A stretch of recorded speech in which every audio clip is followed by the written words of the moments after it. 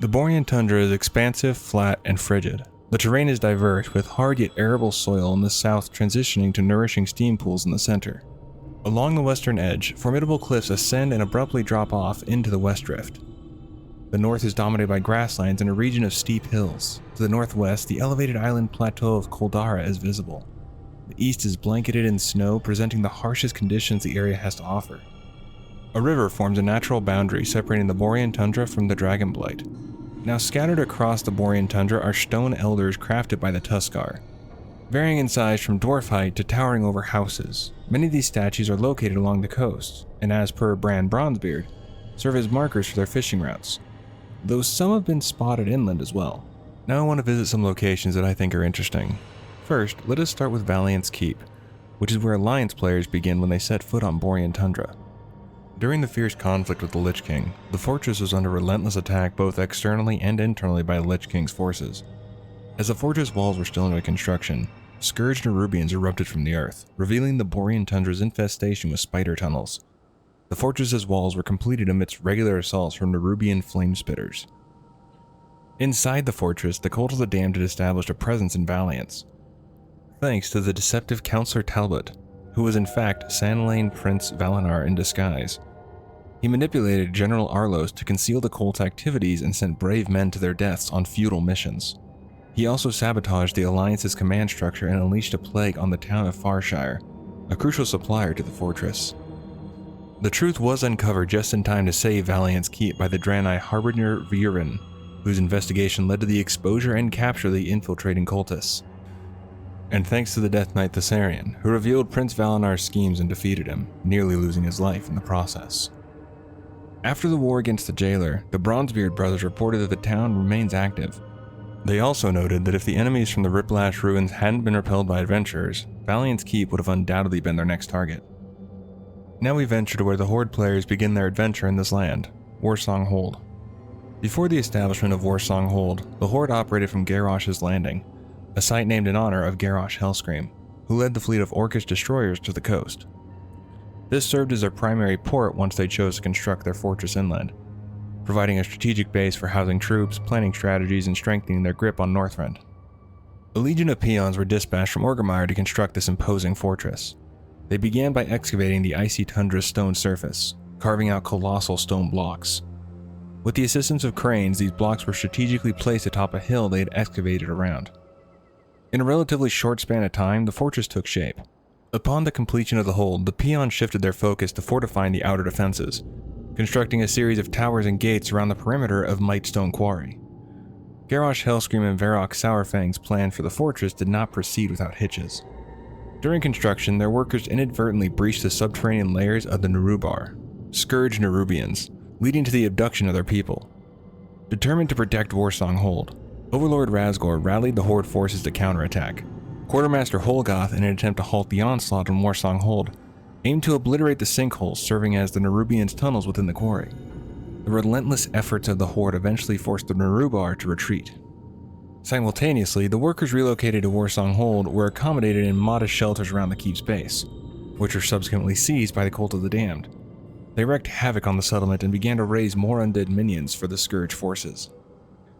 A few months prior to the Cataclysm, Cairn Bloodhoof journeyed to Warsong Hold for a meeting with Garrosh Hellscream. With the Northrend War nearing its end, Garrosh was summoned back to Orgrimmar for a grand celebration in his honor, acknowledging the Horde's triumphs under his command. It was then disclosed that Varrock Sourfang, his trusty deputy, would stay behind at the Hold, leading the Horde's Northrend skeleton crew, the Warsong Offensive, and the Horde Expedition. As Garrosh and Cairn prepared to transport the majority of the fortress and Warsong Offensive's forces back to Kalimdor, the Kavaldir launched another assault. However, they successfully evaded the attack and made their escape by sea.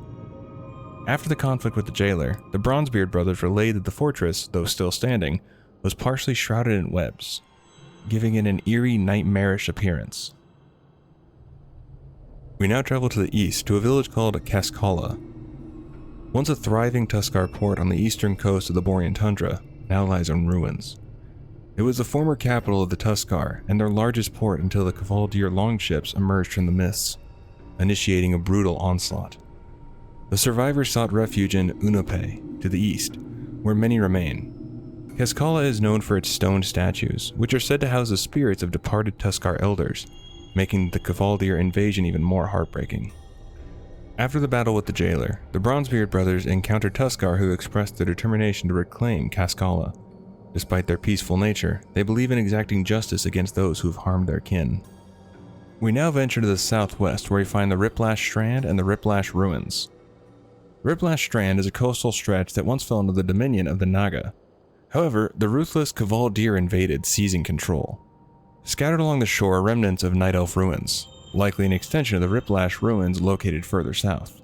Once a grand Night Elven city stood here, its glory now reduced to a few half-standing structures scattered among drifting icebergs. The most preserved among them is a temple dedicated to Elune, though the goddess hasn't graced these grounds in ages.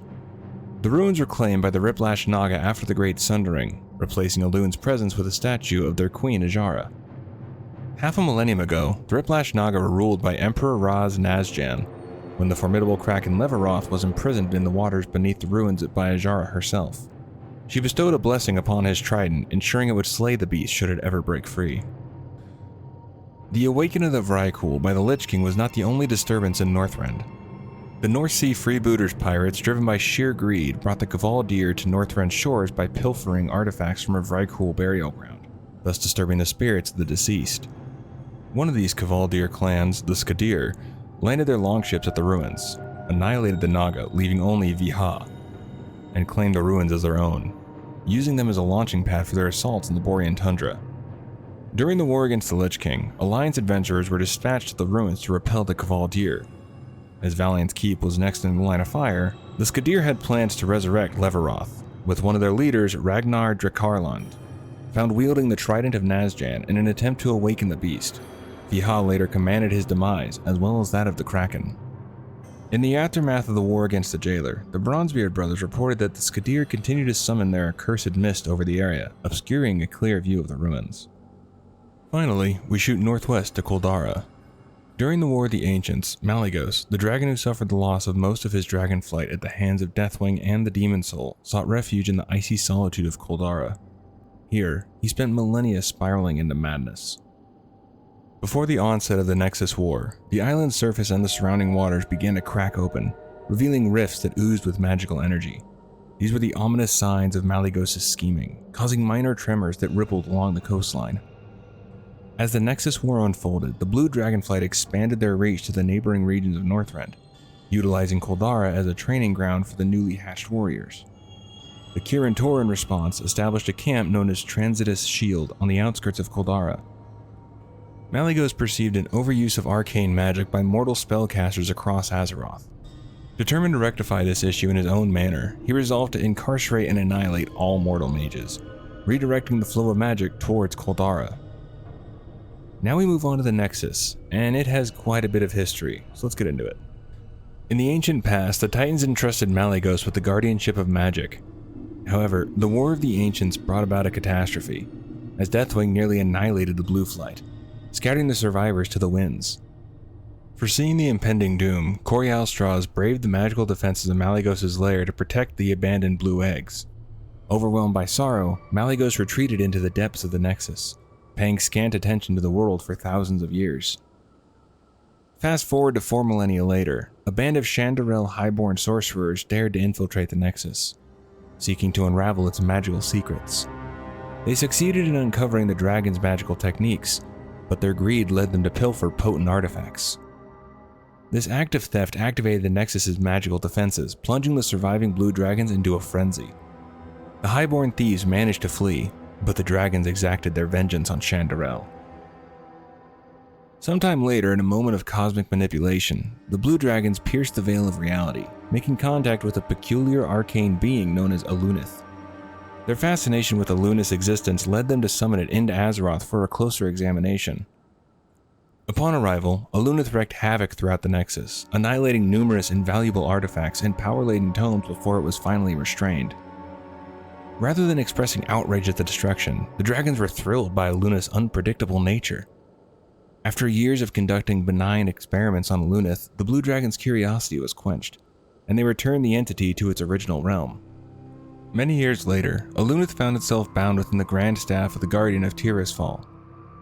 After Medivh's demise, Egwene passed the staff to the Kirin Tor, who safeguarded it in the Nexus Vault.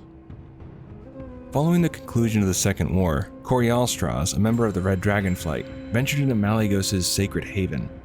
He was met with a chilling sight of ice trolls, wendigos, orcs, an elf, and even Naga, all frozen in time, left as eerie reminders of the dragon aspect's presence. It was Corialstraz who finally persuaded Malygos to step out from his seclusion by offering him a glimmer of hope, the chance to exact revenge for Deathwing's heinous act. Despite the obliteration of the Demon Soul, Deathwing had managed to survive, leading Malygos to retreat once more into his prolonged solitude. Now we move on to the Nexus War, although sometimes it is called the Nexus Wars. Upon the Dark Portal's revival, Tiragosa, the Azure Dragon, ushered Zeraku and his fellow Nether Dragons to the Nexus, a sanctuary for them to rejuvenate through its potent energies. Yet the Nexus's power was so overwhelming that they chose to seize it for themselves.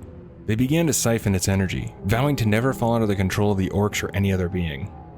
Arygos and his blue dragon kin stepped in to shield the Nexus, but it was Malygos, emerging from his isolation, who annihilated the Nether Dragons and reclaimed their energies. This act fully awakened him to the world's current state. Regaining his full consciousness, Malygos swiftly evaluated Azeroth's magical landscape and came to a bleak conclusion. Magic was spiraling out of control. He attributed this perilous trend to the mortal races and their reckless quest for magical prowess. Determined to avert a disaster, Malygos declared that the rampant magic must be curtailed by any means necessary. He sought guidance from the Arcanomicon, a map of the world's ley lines bestowed upon him eons ago by the Titan Organon, which had been meticulously updated and refined by the Blue Dragonflight. Utilizing the map, Malygos pinpointed and harnessed the ley lines, channeling the subterranean magical currents towards the Nexus. Here, the energies were amplified through the Nexus's spiraling rings and catapulted into the twisting nether. This redirection of ley lines, however, had catastrophic repercussions, fracturing the world's crust and creating unstable rifts, literal tears in the fabric of existence. The immense flow of Azeroth's arcane energy through the Nexus also altered its structure. A colossal dimensional rift was ripped open within the caverns, birthing arcane anomalies within its corridors and transmuting the Singing Gardens and its protectors into crystalline entities. The mortal races did not overlook Malygos' draining of the world's magic. The Kirin Tor, with their dwindling powers, relocated the entire city of Dalaran to hover above Northrend. Enraged by what he saw as the mortals' blatant disregard for the world's future, Malygos declared war on them, igniting the conflict known as the Nexus War. However, the Kirin Tor was not entirely united. A few members chose to align with the Blue Dragonflight in a bid to maintain power. Empowered and transformed by Malygos, these mage hunters were assigned to seek out and, if necessary, obliterate magical artifacts, to detain or eliminate individuals practicing magic without Malygos' consent, and to assist in the redirection of ley lines using colossal constructs known as Surge Needles. A number of them were welcomed into the Nexus to continue their duties and defend it from intrusion. The escalating militant approach of the Blue Dragonflight drew the ire of the Red Dragonflight. Tasked with the safeguarding of life, they pledged to neutralize Malygos and formed an alliance with the Kirin Tor to counteract Malygos' destructive campaign. During the war, Malygos incarcerated the Red Dragon Kiri Straza within the Nexus, with the intention of coercing her into becoming his new mate. The Kirin Tor and Red Dragonflight eventually besieged the Nexus, enabling the Horde and Alliance to infiltrate its halls and vanquish many of Malygos' most formidable allies. Ultimately, adventurers ventured into the Eye of Eternity to confront Malygos himself. Despite the aspect's unleashing of his arcane power, they managed to slay Malygos with the assistance of Alexstrasza, thus concluding the Nexus War and leaving the Blue Dragonflight without a leader. However, later on, Kalecgos would be chosen as the new Blue Dragon aspect. I did what I had to, brother. You gave me no alternative. And so ends the Nexus War. This resolution pains me deeply, but the destruction, the monumental loss of life had to end. Regardless of Malygos' recent transgressions, I will mourn his loss. He was once a guardian, a protector. This day, One of the world's mightiest has fallen. The red Dragonblight will take on the burden of mending the devastation wrought on Azeroth. Return home to your people and rest. Tomorrow will bring you new challenges, and you must be ready to face them. Life goes on. Originally known as Moonsong Forest, the outpost of Chandorel, birthed amidst the height of the Kaldurai Empire, emerged as a sanctuary for arcane wonders amassed by the Highborn, which were the upper class in the Night Elf civilization.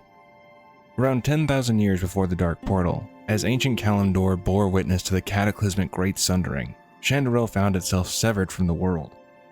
Left powerless and vulnerable, the elves embarked on a centuries-long quest in the Moonsong Woods, seeking the magic to sustain them and hoping to find salvation. Around 6,000 years before the Dark Portal, after the Highborn witnessed a fascinating sight of the blue dragons crystallizing things and drawing power from them, they knew they had to investigate and see about learning the magic for themselves. Knowing that the dragons would never teach them, they had to infiltrate the Nexus. But the sorcerers, being driven by greed, pilfered relics which triggered the rage of the blue dragonflight. Their pilfering sent the dragons into a frenzy, and while they escaped with their lives, the dragons weren't done with them and would have their revenge. Many of the blue dragons descended upon Chandorel, but the elves decided to use the techniques that they had acquired from within the Nexus. Focusing their power, they hoped to crystallize a small portion of the forest and use that as a weapon to destroy the dragons, but they failed. Their reckless casting caused an explosion which released a giant torrent of energy that crystallized the entire forest, thus giving it the name Crystalsong Forest. Shattering the physical forms of life, survivors morphed into maddened crystal entities, epitomized by the likes of crystal satyrs and dryads. Only the four-sided blue dragons escaped the impending spellwork, leaving the land to be plagued by wandering spirits. The Unbound, remnants of shattered civilization, now meander through the ruins of their ancient abode. Approximately 4,500 years before the Dark Portal, Fandral Staghelm, in a bid to thwart the spread of Saronite, planted Nordrassil branches across Northrend. One such branch took root in Crystalsong, evolving into a great tree, adding a meaningful page to the magical history of the land.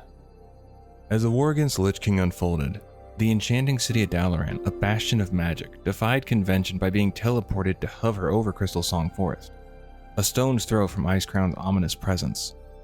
Beneath this floating marvel, the Violet Stand emerged, an outpost shielded by a magical barrier against external threats.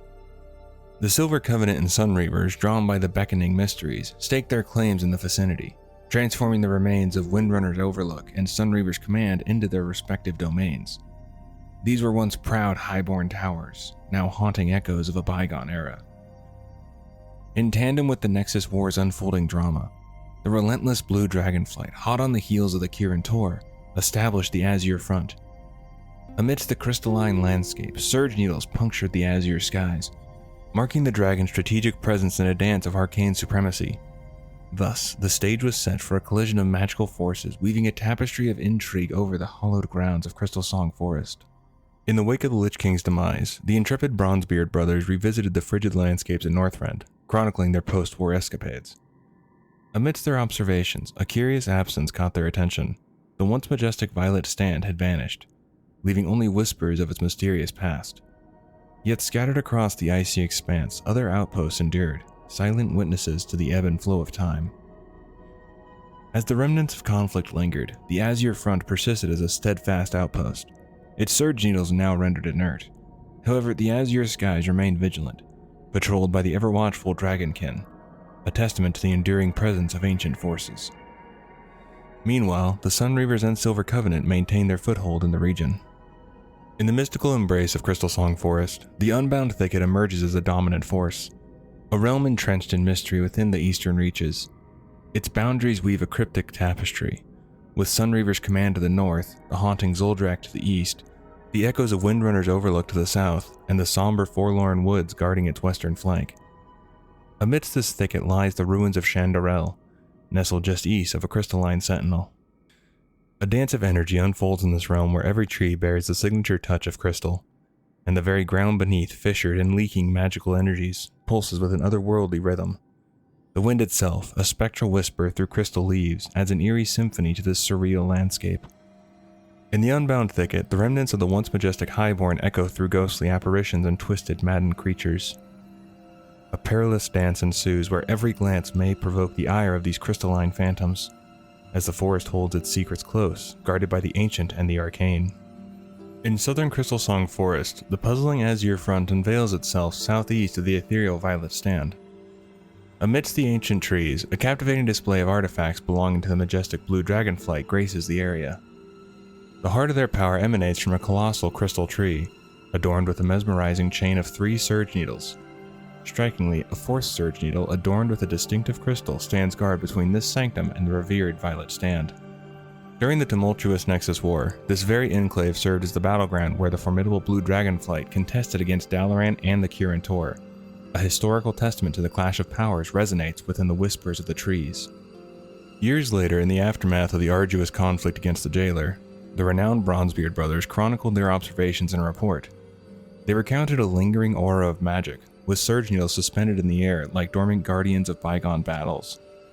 Though no longer pulsating with active energy since the Nexus War's end, the needles bore silent witness to eons of struggle. Intriguingly, the brothers noted the lingering presence of blue dragonkin, once a formidable invading force now reduced to a mere fraction. The winds of change had swept through the forest, leaving behind remnants of a bygone era, where dragons clashed and the very essence of magic hung in delicate balance. Nature's canvas is painted by the twilight rivulet, gracefully slicing through the woods from the decrepit flow, leading its journey towards the puzzling mirror of twilight. Above this rustic sanctuary, Dalaran floats with ethereal grace, a celestial city in the heavens. Here, autumn lingers eternally, casting a golden and red-brown hue upon the landscape. Amongst the vibrant foliage stand the melancholic ruins of elven structures, whispers of a forgotten era that adds a poignant touch to the woodland's allure. Murmurs of Murd and Bronzebeard declare this haven to be the safest refuge in the region, a sanctuary to rest one's weary soul, or halt for a comforting rest beneath the canopy of perpetual autumn. In the trial of conflict, the mages of the Violet Stand wove a tapestry of protection, erecting a magical shield dome that shimmered defiantly against the looming threat of the blue dragonflight during the Nexus War. Amidst the remnants of arcane defenses, the ground bears witness to the haunting aftermath. The lifeless forms of blue dragon spawn, fallen soldiers in the nearby azure front scattered like tragic echoes in the ruins. Scorched earth and burnt holes tell a tale of battles waged and victory uncertain. Yet, as the echoes of war settled, the brothers Bronzebeard penned a somber chapter in the Violet Stand's history. The Kirin Tor, once guardians of these mystical ruins, departed after the Jailer's defeat. Now the landscape bears witness to the silent decay of once majestic towers, draped in vines and smoldering craters. Lingering scars left by the blue dragonkin, a poignant reminder of the fleeting nature of arcane splendor. In the echoes of its frozen past, Wintergrasp reveals a transformation. Once cradling the expansive Lake Wintergrasp, now a basin laid bare for exploration. A coveted mine lies at its heart, a trove of riches entwined in a ceaseless dance of contention between the Horde and the Alliance. In the aftermath of the Jailer's defeat, the saga persists, an enduring skirmish that refuses to yield. Murd and Bronzebeard, wise and weathered, contemplates the significance of these relics. He warns against messing with the Titan's protective seal and reflects on the irony that the relics meant for safety could cause conflict. He encourages both factions to rethink their constant fighting for the sake of peace.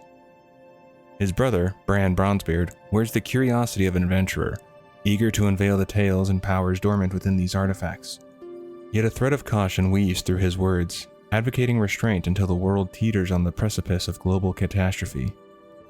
In this frigid theater of conflict, the question lingers: are these relic keys to salvation or conduits to chaos?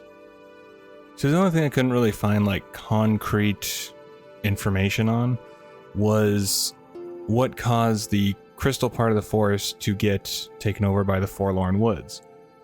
Now, in the wiki it says that the entire forest got turned to the crystalline structures and forests and everything that we see in the Unbound Thicket and the Azure Front. However, my thinking is that when the Great Tree was planted, the roots and everything was able to push the crystal back and break through and let the natural forest grow to an extent. I'm thinking like parts where there was more magic or more just powerful aspects to the forest, or just more concentration of magic is where the tree wasn't able to really break through and let the Forlorn Woods take over all of it. That's my best guess, but let me know your guess down below.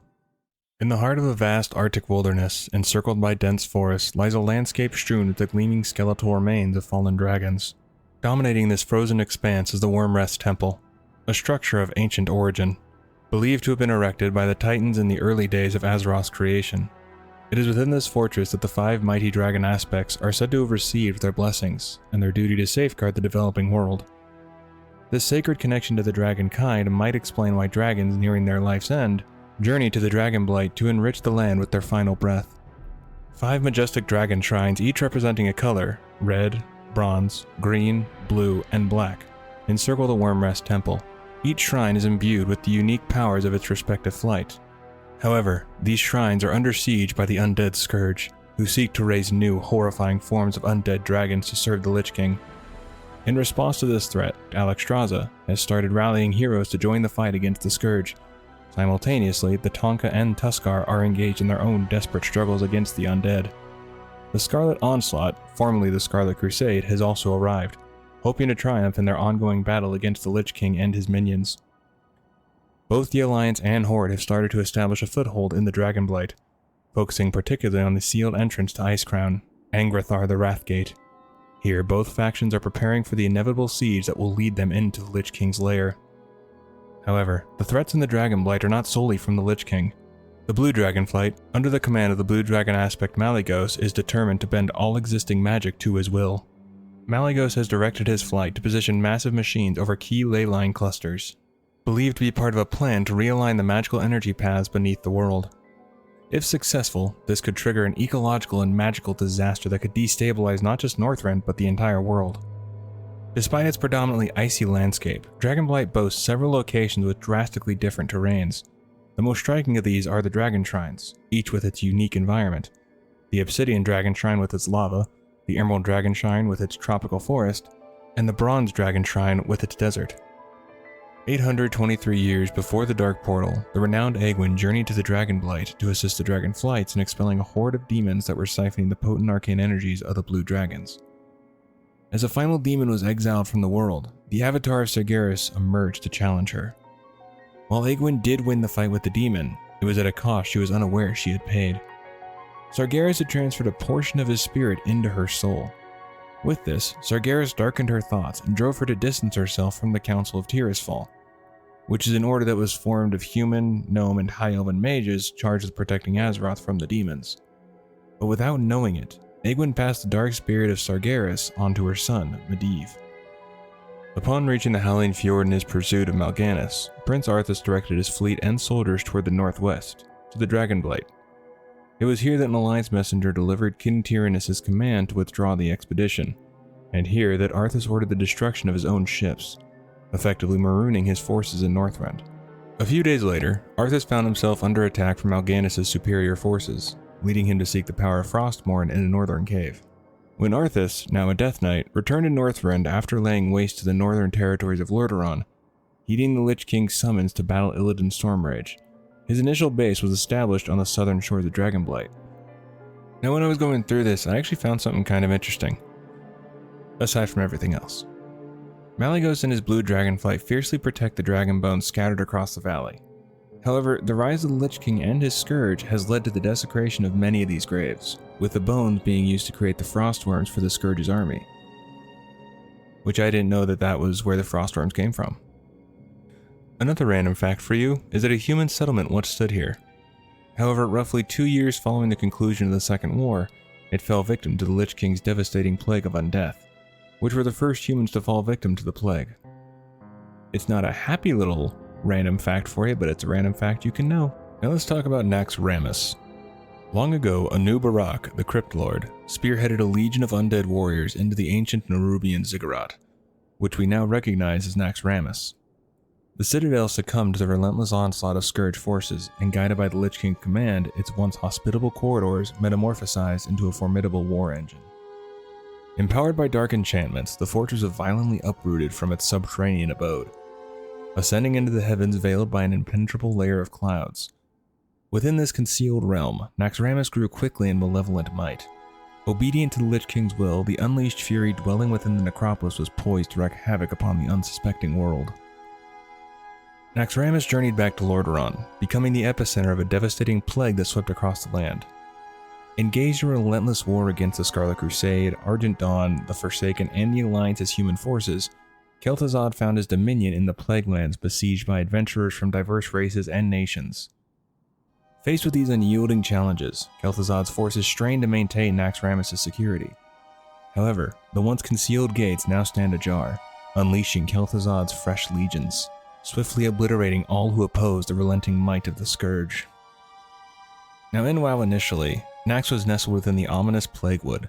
The entrance to Naxxramas, a foreboding rune portal, stood impervious to all prior attempts to entry due to formidable magical wards. However, the Argent Dawn unraveled the secret using arcane cloaking, a Kirin cantrip or weaker spell crafted under the skillful adjustments of Archmage Angela de Santos. Amidst the inaugural Scourge invasion, Stormwind City faced a relentless assault, sparking an Alliance counteroffensive. Alliance heroes, rallied by Bolvar Fordragon, undertook a daring raid on Naxxramas. Their courageous exploits unfolded within the Dread Citadel, culminating in the defeat of Abominations, Death Knights, and the formidable Kel'Thuzad himself. With Kel'Thuzad defeated, all seemed good. The adventurers gave his phylactery, which is a container that holds the life force or soul of the Lich, and can be used to regenerate the Lich with enough power fed into it. Only way to actually destroy a Lich for good is to destroy their phylactery. Adventurers gave his phylactery to a priest named Inigo Montoy, who was thought to be a trusted ally, but betrayed the Argent Dawn and the adventurers and was working for the Lich King the whole time. Montoy took Kel'Thuzad back to the Lich King, and then the Lich King brought him back to life with the help of the Sunwell energy. With him revived, Naxxramas was brought to Northrend to aid Arthas in his plan, and Kel'Thuzad returned to his lair, where within the necropolis the tide of the battle could turn against the Lich King or be forever in his favor. Grizzly Hills is a picturesque and diverse zone characterized by dense forests, rugged mountains, and scenic lakes. It offers a captivating blend of natural beauty and untamed wilderness. The region is home to various wildlife, including bears, furbolgs, and other creatures. The zone has a rich history, with ancient ruins and the remnants of Thor Modan, a city once inhabited by dwarves, contributing to its lore. In ancient times, the Grizzly Hills were the playful abode of two brothers, Ursoc and Ursal, mischievous bear cubs with insatiable curiosity. Despite venturing into the territories of larger predators, they stood together in the face of danger. Impressed by their unwavering bond, Keeper Freya transformed them into wild gods, imbuing them with nature's power. Fast forward 4,500 years before the First War, and Fandral Staghelm's bold act of planting Nordrassil branches over Saronite changed the fate of the Grizzly Hills. The towering Andrassil, or Crown of the Snow, which was planted on a particularly large Saronite deposit born from this daring experiment, initially thrived. Yet unforeseen consequences arose as Andrassil's roots reached the subterranean prison of Yogg-Saron, corrupting the once majestic tree and causing races like the Tonka and the Forest Nymphs to be in constant conflict when before they were peaceful with each other. The Cenarian Circle, realizing the threat, faced the heartbreaking choice of destroying Andrassil, renaming it Vordrassil, or Broken Crown. Little did they know, Yogg-Saron's dark influence had seeped into the Emerald Dream, sowing the seeds of corruption. These seeds, nurtured by the dream's ethereal realm, gave rise to the infamous Emerald Nightmare. The repercussions of their actions extended far beyond the felling of Andrassil. In the aftermath, the Furbolg tribes embraced the stump left behind, constructing Grizzlemaw, a settlement that housed a massive prehistoric bear deity. As generations passed, the Furbolgs continued their reverence, while a secluded human population thrived in the woods, detached from the Seven Kingdoms, sustaining themselves as skilled trappers. Thus the Grizzly Hills' ancient tale weaves a tapestry of gods, corruption, and the enduring spirit of those who called these unmatched lands home. In the enchanting landscape of Grizzly Hills, traces of the once mighty Vordrassil linger, scattered in the form of its heart, limb, and tears. These significant remnants bear witness to the Night Elves' decisive act of felling the colossal tree ages ago. Venture into this region, you'll discover a peculiar sight. The ground beneath covered in a living ooze, a tangible reminder of the corruption that once gripped Vordrassil's towering presence. Explore the remnants, where nature's beauty intertwines with echoes of an ancient struggle against the malevolent forces.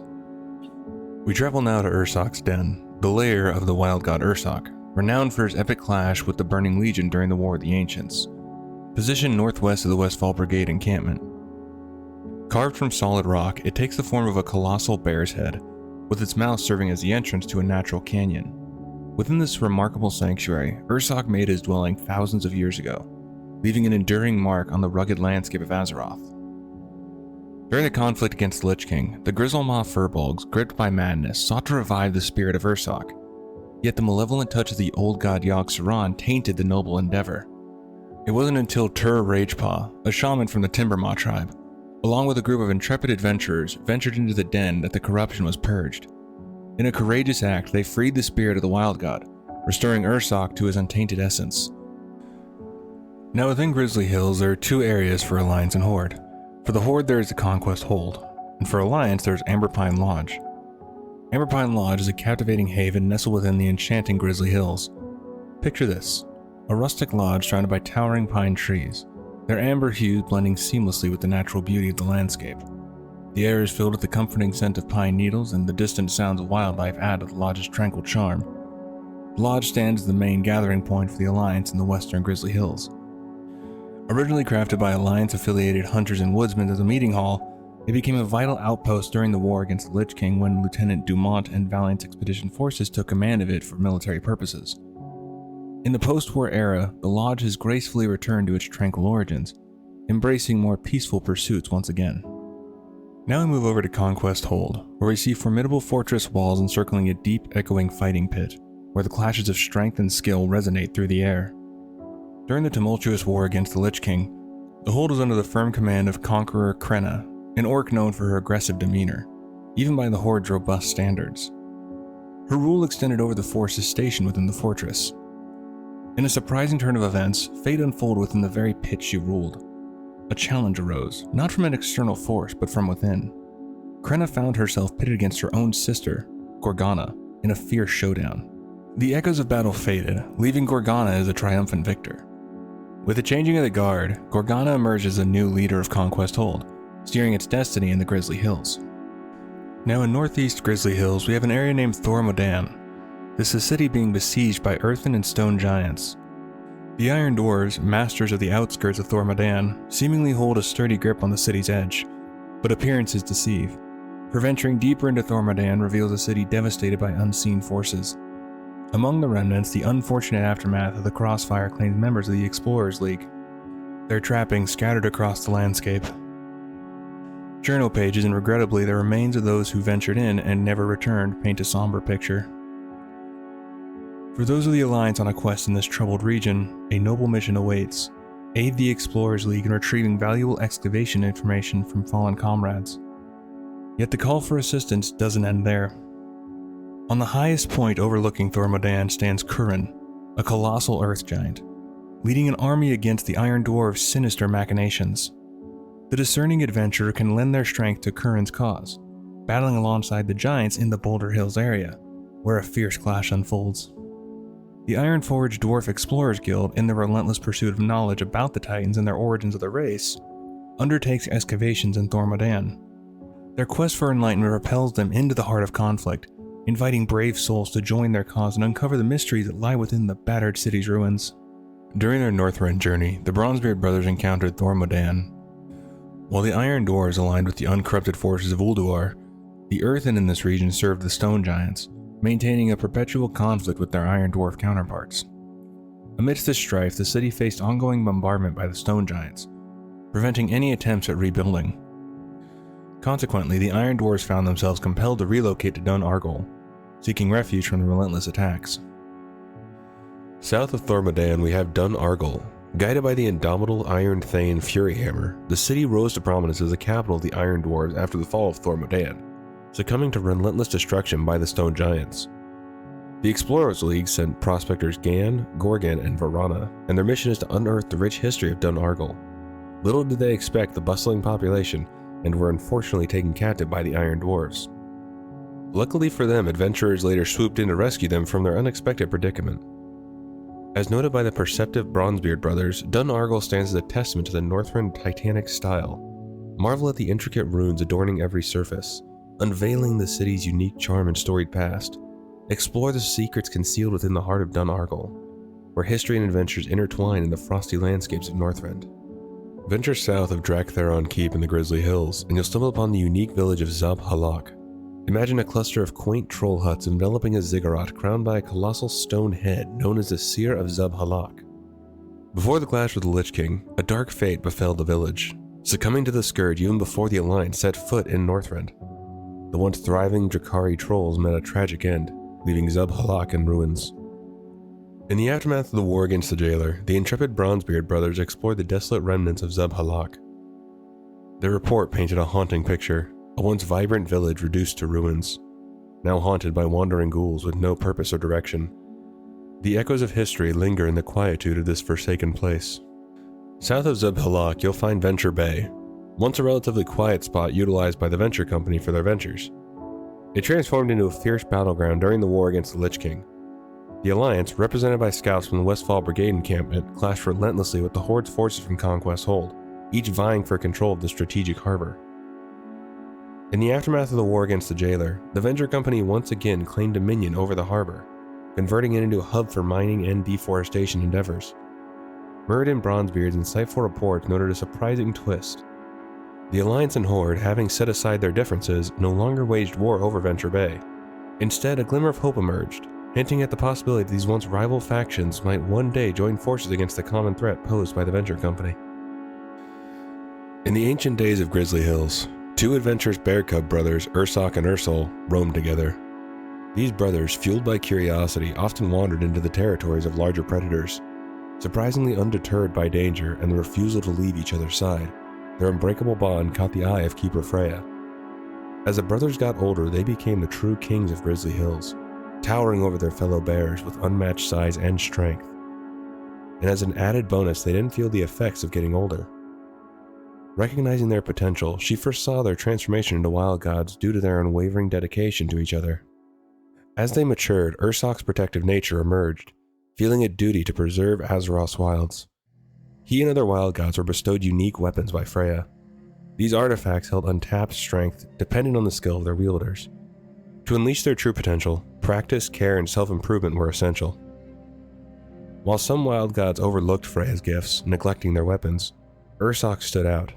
He grasped the significance, dedicating himself to mastering the power within his unique weapon. In this way, Ursoc and Ursol became a shining example of a wild god who understood and embraced the true potential of his crafted artifact. Like Ursoc's claws, crafted from Titan steel and infused with Ienar's essence. Ienar was actually the original Titan who infused part of her power into Freya, so that way Freya can do what she does. Ursoc wholeheartedly embraced the gift, tirelessly training alongside his brother, who wielded a magic-enhancing staff, which I have no clue how Ursol wielded a staff as a bear, but that's what the wiki says, so I'm going with it. Their dedication paid off, making them among the most potent wild gods. Ursoc's Titan steel claws became an extension of himself, while Ursol mastered the manipulation of magic. Together they emerged as Azeroth's formidable defenders. In time, Ursoc and Ursol joined Keeper Freya on her journeys across Azeroth. She shared her concerns about ominous forces, and the brothers made it their duty to safeguard her. During their travels, they glimpsed the Emerald Dream, Freya's creation for guiding Azeroth's natural life. Drawn to its untouched wilderness, they immersed themselves in the dream's vibrant vision of nature. Then came a day when Freya sought solitude. Her words seemed like a farewell to Ursoc and Ursol, and before parting, she imparted more wisdom on their weapons and gifts, urging them to stay prepared. Azeroth will need you. If you're not ready, the world may crumble, she warned. However, the wild gods never saw her again. The same darkness that had ensnared Keeper Loken also tainted her mind. During a battle against the old god's servants, Ursoc fought alongside a Tauren named Aruna Highmountain. Recognizing the impending darkness, he blessed Aruna's spear, Talonclaw, previously blessed by another wild god named Onara. As time unfolded, Ursoc became a father to his son Orson and daughter Codian, extending his legacy within the realms of Azeroth. During the War of the Ancients, Azeroth faced an unparalleled threat, the Burning Legion. Having corrupted key figures like Lord Xavius among the elven civilization near the Well of Eternity, unleashed its might upon the world. Malfurion called upon the wild gods to counter the demonic onslaught. The first responders were Ursoc and Ursol, charging into battle against the Legion's Doomguard. They struck the initial blows in the clash between Azeroth's untamed realms and the twisted army of the fallen Titan. Facing daunting odds, the brothers engaged in a fierce struggle. Without a moment's hesitation, they stood firm, undeterred even as the full wrath of the Burning Legion descended upon them. In this fierce fight against the Legion, many wild gods met their end.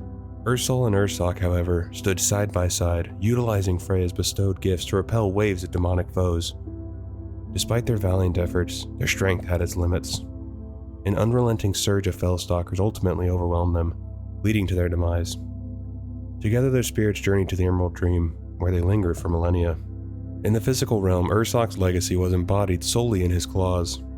As the battle shifted elsewhere, a young Firbolg stumbled upon these Titan steel claws. Recognizing their origin, he brought them to his tribe.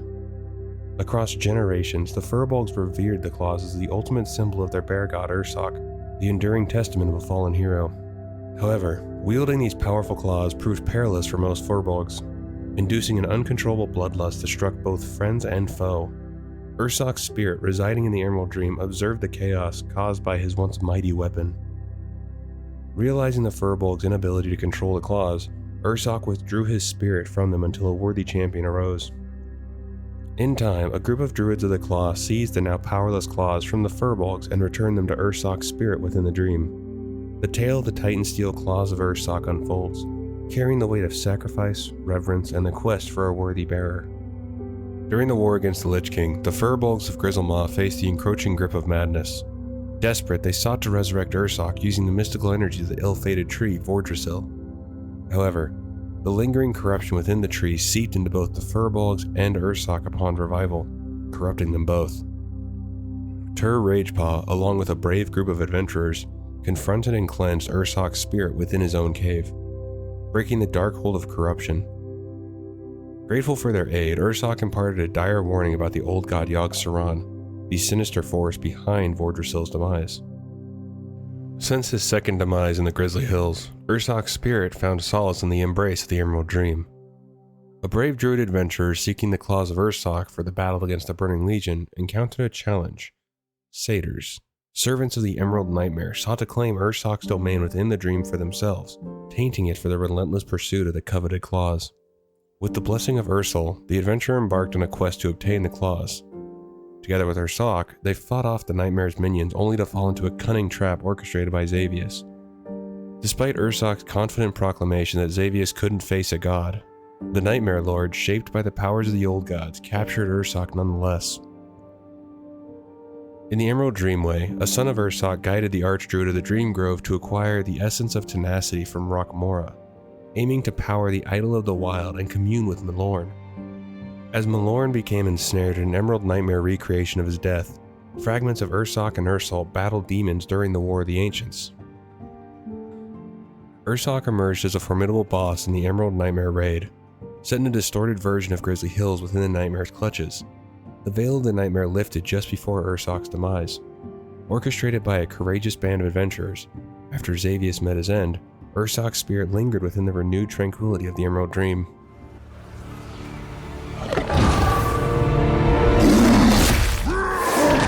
The wilds tremble before my fury!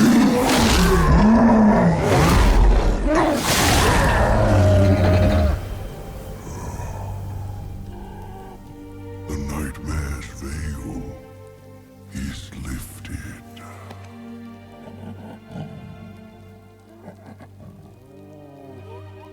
I return at last to the long slumber,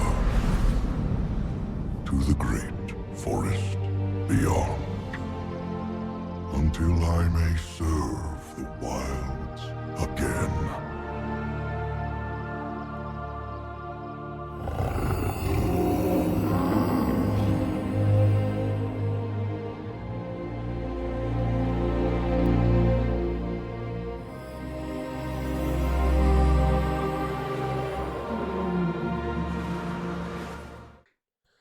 After the Nightmare ordeal, Ursoc's soul journeyed to Ardenweald in the Shadowlands, finding rest within a wild seed in Turnanach, awaiting rebirth.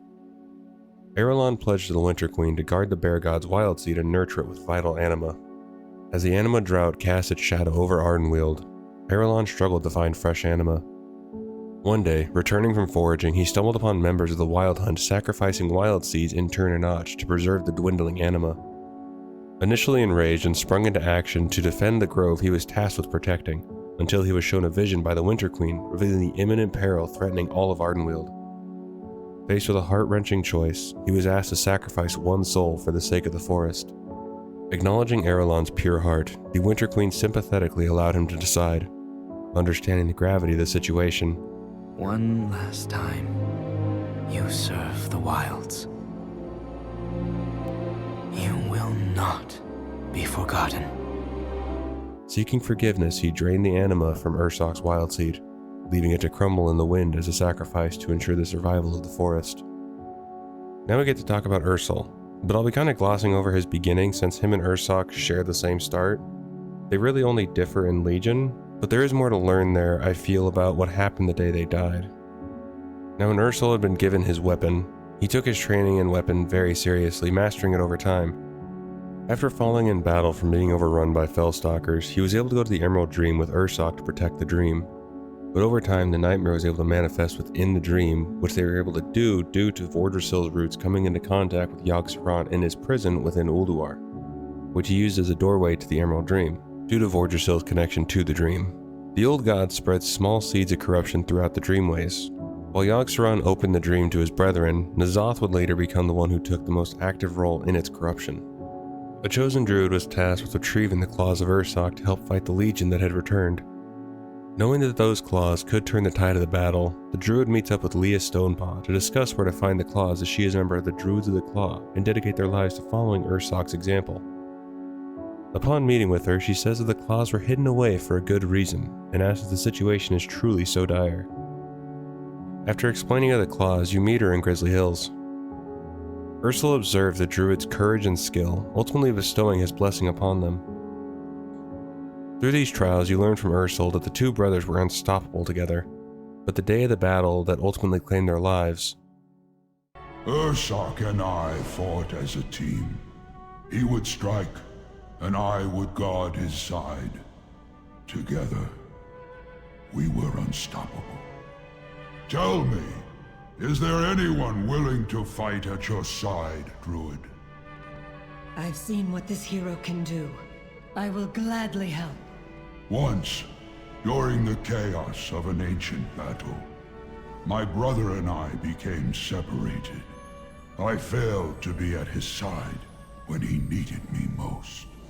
For this trial, you must prove that you can protect those who entrust you with their lives. Show me that you can succeed where I once failed. This one will be your charge. Guard her, or she will quickly be overwhelmed.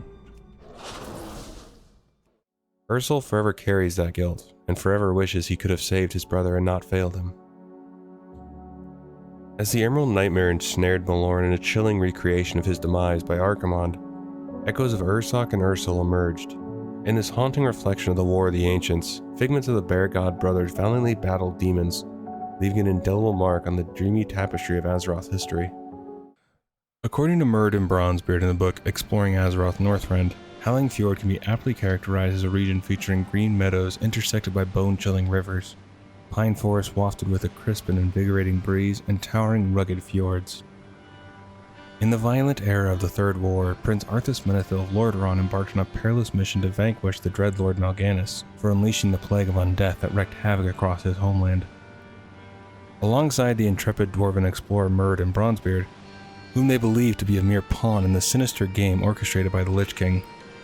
However, duty called Arthas back home when his father beckoned, yet the prince's unwavering resolve led him down a treacherous path. Faced with the dilemma of abandoning his pursuit or forsaking his duty, Arthas made a fateful decision. To ensure his men remained committed, he employed a cunning tactic, hiring mercenaries to set ablaze his own fleet, cunningly casting blame upon them for this apparent act of betrayal. In his relentless quest, Arthas ventured into the ominous Dragonblight, where he uncovered the malevolent Frostmourne, a cursed blade with an insidious allure. The confrontation with Mal'Ganis ensued, resulting in a triumph for Arthas, but at an unimaginable cost: the forfeiture of his own soul to the insidious grasp of the Lich King. Haunted by his actions, Arthas descended into madness during a solitary trek through Northrend. Upon his return, a dark transformation unfolded as he mercilessly slaughtered his loyal followers. raising them from the dead as mindless scourge and some as ominous death knights. Meanwhile, the icy expanses of Daggercap Bay harbored secrets of their own, with Nerubians and ice trolls maintaining isolated outposts, unwitting witnesses to the unfolding saga of Arthas' expedition to the frigid lands of Northrend. The Lich King's awakening sent shockwaves through Northrend, rousing the ancient Vrykul from their long slumber. These towering beings returned to reclaim the forsaken keeps and villages that had been abandoned for millennia. As the Alliance, led by King Varian Wrynn, confronted by the Scourge threat, the Paladin Bolvar Fjorddragon was tasked with eliminating the undead menace. The Valiant's expedition, upon arriving in Northrend, established a foothold in the Howling Fjord. Here, they faced the chilling reality of the Lich King's influence. Many Vrykul had succumbed to his control, launching relentless assaults on the Alliance's defenses until their numbers dwindled. The settlers of Valgard found themselves contending with reawakened Vrykul warriors, raiding from the ancient Utgard Keep. Meanwhile, Ironforge prospectors unearthed a mysterious race of Iron Dwarves, hinting at their own puzzling origins. Amidst this turmoil, the Forsaken established a presence, concocting a new plague to confront the Lich King. Vengeance Landing and New Agamond became their strongholds, paying homage to the famed Agamond family of Agamond Mills from Tirisfal Glades.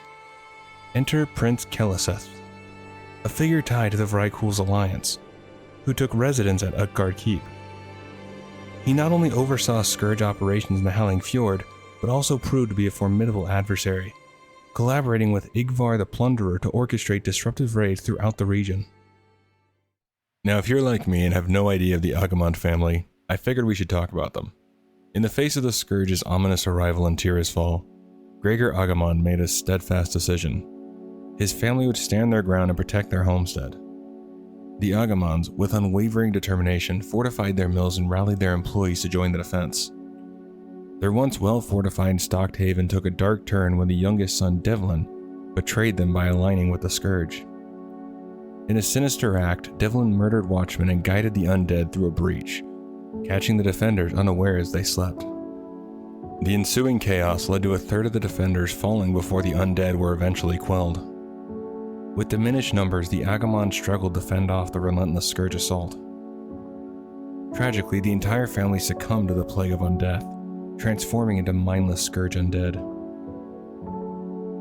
The Scourge, seeking to establish a base at the mills for attacks on the Forsaken, found a strategic foothold. Their local military leader, Captain Dargol, utilized necromancy in the Agamond family crypt, raising the ancestors to turn them against the Forsaken. The Death Guards, recognizing this threat, tasked brave adventurers with eradicating the Scourge in the mills. Simultaneously, Magistrate Severin commissioned heroes to confront the forces at the formidable family crypt. Amidst this turmoil, Coleman Farthing, a former Agamond employee, sought revenge by urging adventurers to bring the family's remains to him in Brill. The Agamond saga unfolds as a tale of betrayal, tragedy, and the lingering shadows of undeath, offering a gripping challenge for those willing to face the Scourge menace. Now, with Howling Fjord having been the place the Vrykul woke up and call home for the most part, I figure a quick backstory on them is important. Renowned for their deep connection to the sea and the native proto-dragons of the region, these beings have a fascinating history. Originally, the Vrykul were Titan-forged iron beings afflicted by the curse of flesh. Remarkably, they are the ancestors of the human race.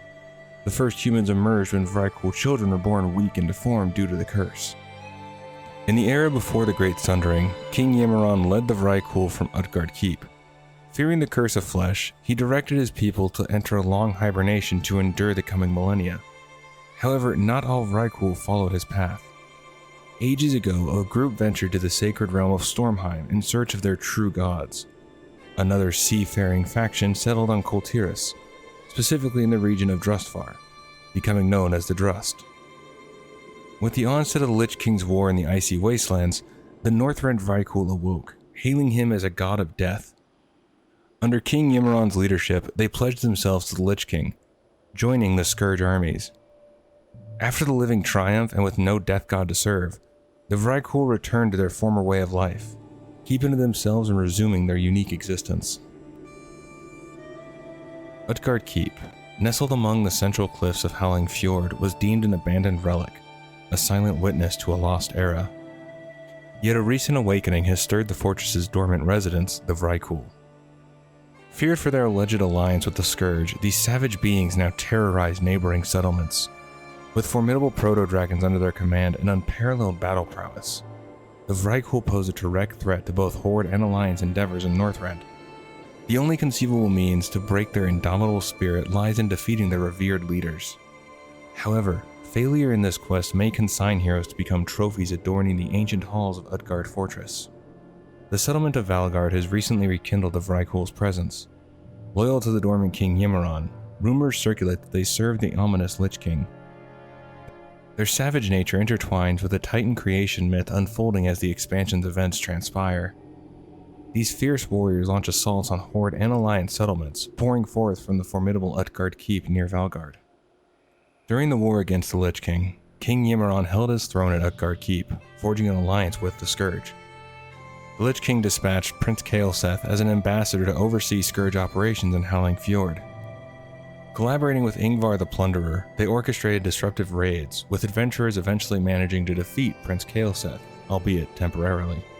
Yimmeron's ultimate fate unfolded in a morbid twist, transformed into an undead entity. He met his demise at the hands of adventurers within the very pinnacle of his own keep. Utgard Keep stands as the Vrykul's central stronghold, reminiscent of the Fell Orc's Hellfire Citadel. Inside, the Dragonflayer clan engineers mass war machines and trains proto-dragons to serve as steeds for their relentless raids. The ancient halls echo with the ominous legacy of a civilization reborn and a relentless quest for power. Now within Utgard Keep, you have 4 bosses to contend with: Prince Kaelseth, Skarvald, Dalron, and Ingvar the Plunderer. In the Scarlet Enclave, Kaelseth emerged in Acheris. Prince Valinar later directed fledgling Death Knights to find Kaelseth at the Crypt of Remembrance. There, he ordered the Death Knight to eliminate Quimby, the mayor of New Avalon, and retrieve the town registry. Further, he tasked the Death Knight with using torture tools to extract information about the Crimson Dawn from the Scarlet Crusade members, culminating in reporting to Orbaz Bloodbane at the Scarlet Tavern. The Lich King dispatched Kaelseth to Utgard Keep, seeking to harness the destructive potential of the Vrykul. Finding eager allies, he orchestrated Scourge activities in the Howling Fjord. He served as the Lich King's eyes and ears, primarily residing in Utgard, where he collaborated with Ingvar the Plunderer to organize raids. Following the Forsaken's triumph over the Alliance's North Fleet in the Howling Fjord, Kaelseth appeared at Vengeance Landing with Dragonflayer Vrykul. He taunted High Executor Anselm, inviting the Forsaken to rejoin the Scourge. Displaying magical prowess, Kaelseth outsmarted Anselm's archers, draining the souls of their troops before vanishing. Anselm then tasked adventurers with defeating Kaelseth inside Utgard Keep, where the Blood Prince met his demise during the assault. In the chilling realm of Icecrown Citadel, Kaelseth, along with his brother Valinar and Prince Tal'Darim, was resurrected by the Lich King to form the Blood Prince Council. Their mission was to avenge their defeat and to protect Blood Queen Lanathel. Despite the renewed undeath, the Blood Princes were once again defeated in their quest for revenge. In the curious traditions of the Vrykul, there's a fascinating practice of uniting unlikely allies. Some believe it's to blend diverse skills for a stronger force, while others suggest it's purely for King Yimmeron's entertainment. Enter Skarvald and Dalron, a living testament to this custom. With the mighty strength of a Vrykul and the mystical arts of a human necromancer, they form a duo, ready to dish out punishment to anyone daring to interfere with the Scourge. It's a unique partnership born from tradition, where brawn and magic unite for a common formidable purpose. Ingvar the Plunderer, the ultimate challenge at Utgard Keep. Perched on the balcony overlooking Daggercap Bay's waterfall, he orchestrates relentless attacks on Valgard. Under his command, Dragon Riders soar above, mercilessly slaughtering enemies without warning. Ingvar is famed for his sheer brute strength, compensating for his seemingly dull acts by relying on raw power to cleave through foes up close. Serving as his herald is Giannis the Mystic, bringing him back to life for one last chance to take you down for the Lich King. After finishing off Ingvar, you have Utgard Pinnacle, which is the second part of the keep you can take on, and you can fight 4 more bosses: Svala Sorrowgrave, Gortok Palehoof, Skadi the Ruthless, and King Yimmeron. Valkyr, a fascinating breed of ascended female Vrykul, hold a unique place in the realms beyond. The first of their kind were warriors of the light, purposefully crafted to fulfill the duty assigned by the Prime Designate Odin. Their noble task involves ushering the spirits of the illustrious departed to the Halls of Valor, a sacred calling that adds a touch of the divine to the perplexing world they inhabit. In the ranks of Ingvar the Plunderer, Svala stood out as his trusted lieutenant, fearlessly leading daring scouting missions into Horde and Alliance outposts. Her sharp instincts unearthed the enemy's impending invasion plans on Utgard, granting the Lich King precious time to ready his forces. In recognition of her unwavering service, he bestowed upon her a transformative gift. Svala emerged as a Valkyr, a revered warrior maiden of the Scourge, forever bound to the dark legacy of her newfound status. Utgard Keep holds a trove of Vrykul trophies, and standing prominently among them is the formidable Gortok. Frozen in a perpetual display of might, King Yimmeron showcases this Magnetar's brutal visage as a stark reminder. Even the wildest creatures serve as mere adornments in Vrykul halls. However, beneath the icy exterior lies a living statue with the potential to wreak havoc if set free, unleashing its indiscriminate wrath upon any who dare cross its path. The Frozen Guardian, once a mere decoration, harbors the power to sow destruction when unshackled. Among the Vrykul, nicknames are badges of honor tied to achievements. Actions like purifying a Drakari bloodline or beheading Tonka might earn one the title of dutiful, yet it requires a dark deed to be dubbed ruthless. Skadi, a figure with a notorious past, earned his moniker through relentless pursuits. His grim task involved hunting down Vrykul who dared to shelter the malformed infants, the ancestors of humanity, condemned by the stern judgment of Yimmeron. In the intricate tapestry of Vrykul lore, Skadi's ruthless pursuit etched a dark legacy for himself. King Yimmeron, once the revered leader of the Vrykul during the era of Titan-forged iron, steered his people through triumph and tragedy before the fateful sundering. Under his command, the Dragonflayer clan achieved victory against their adversaries, driving the Yalgar into Kalimdor's lush central forest in a coordinated offensive. However, this triumph was overshadowed by the insidious Curse of Flesh. The curse unfolded, transforming the sturdy metal Vrykul into flesh and blood.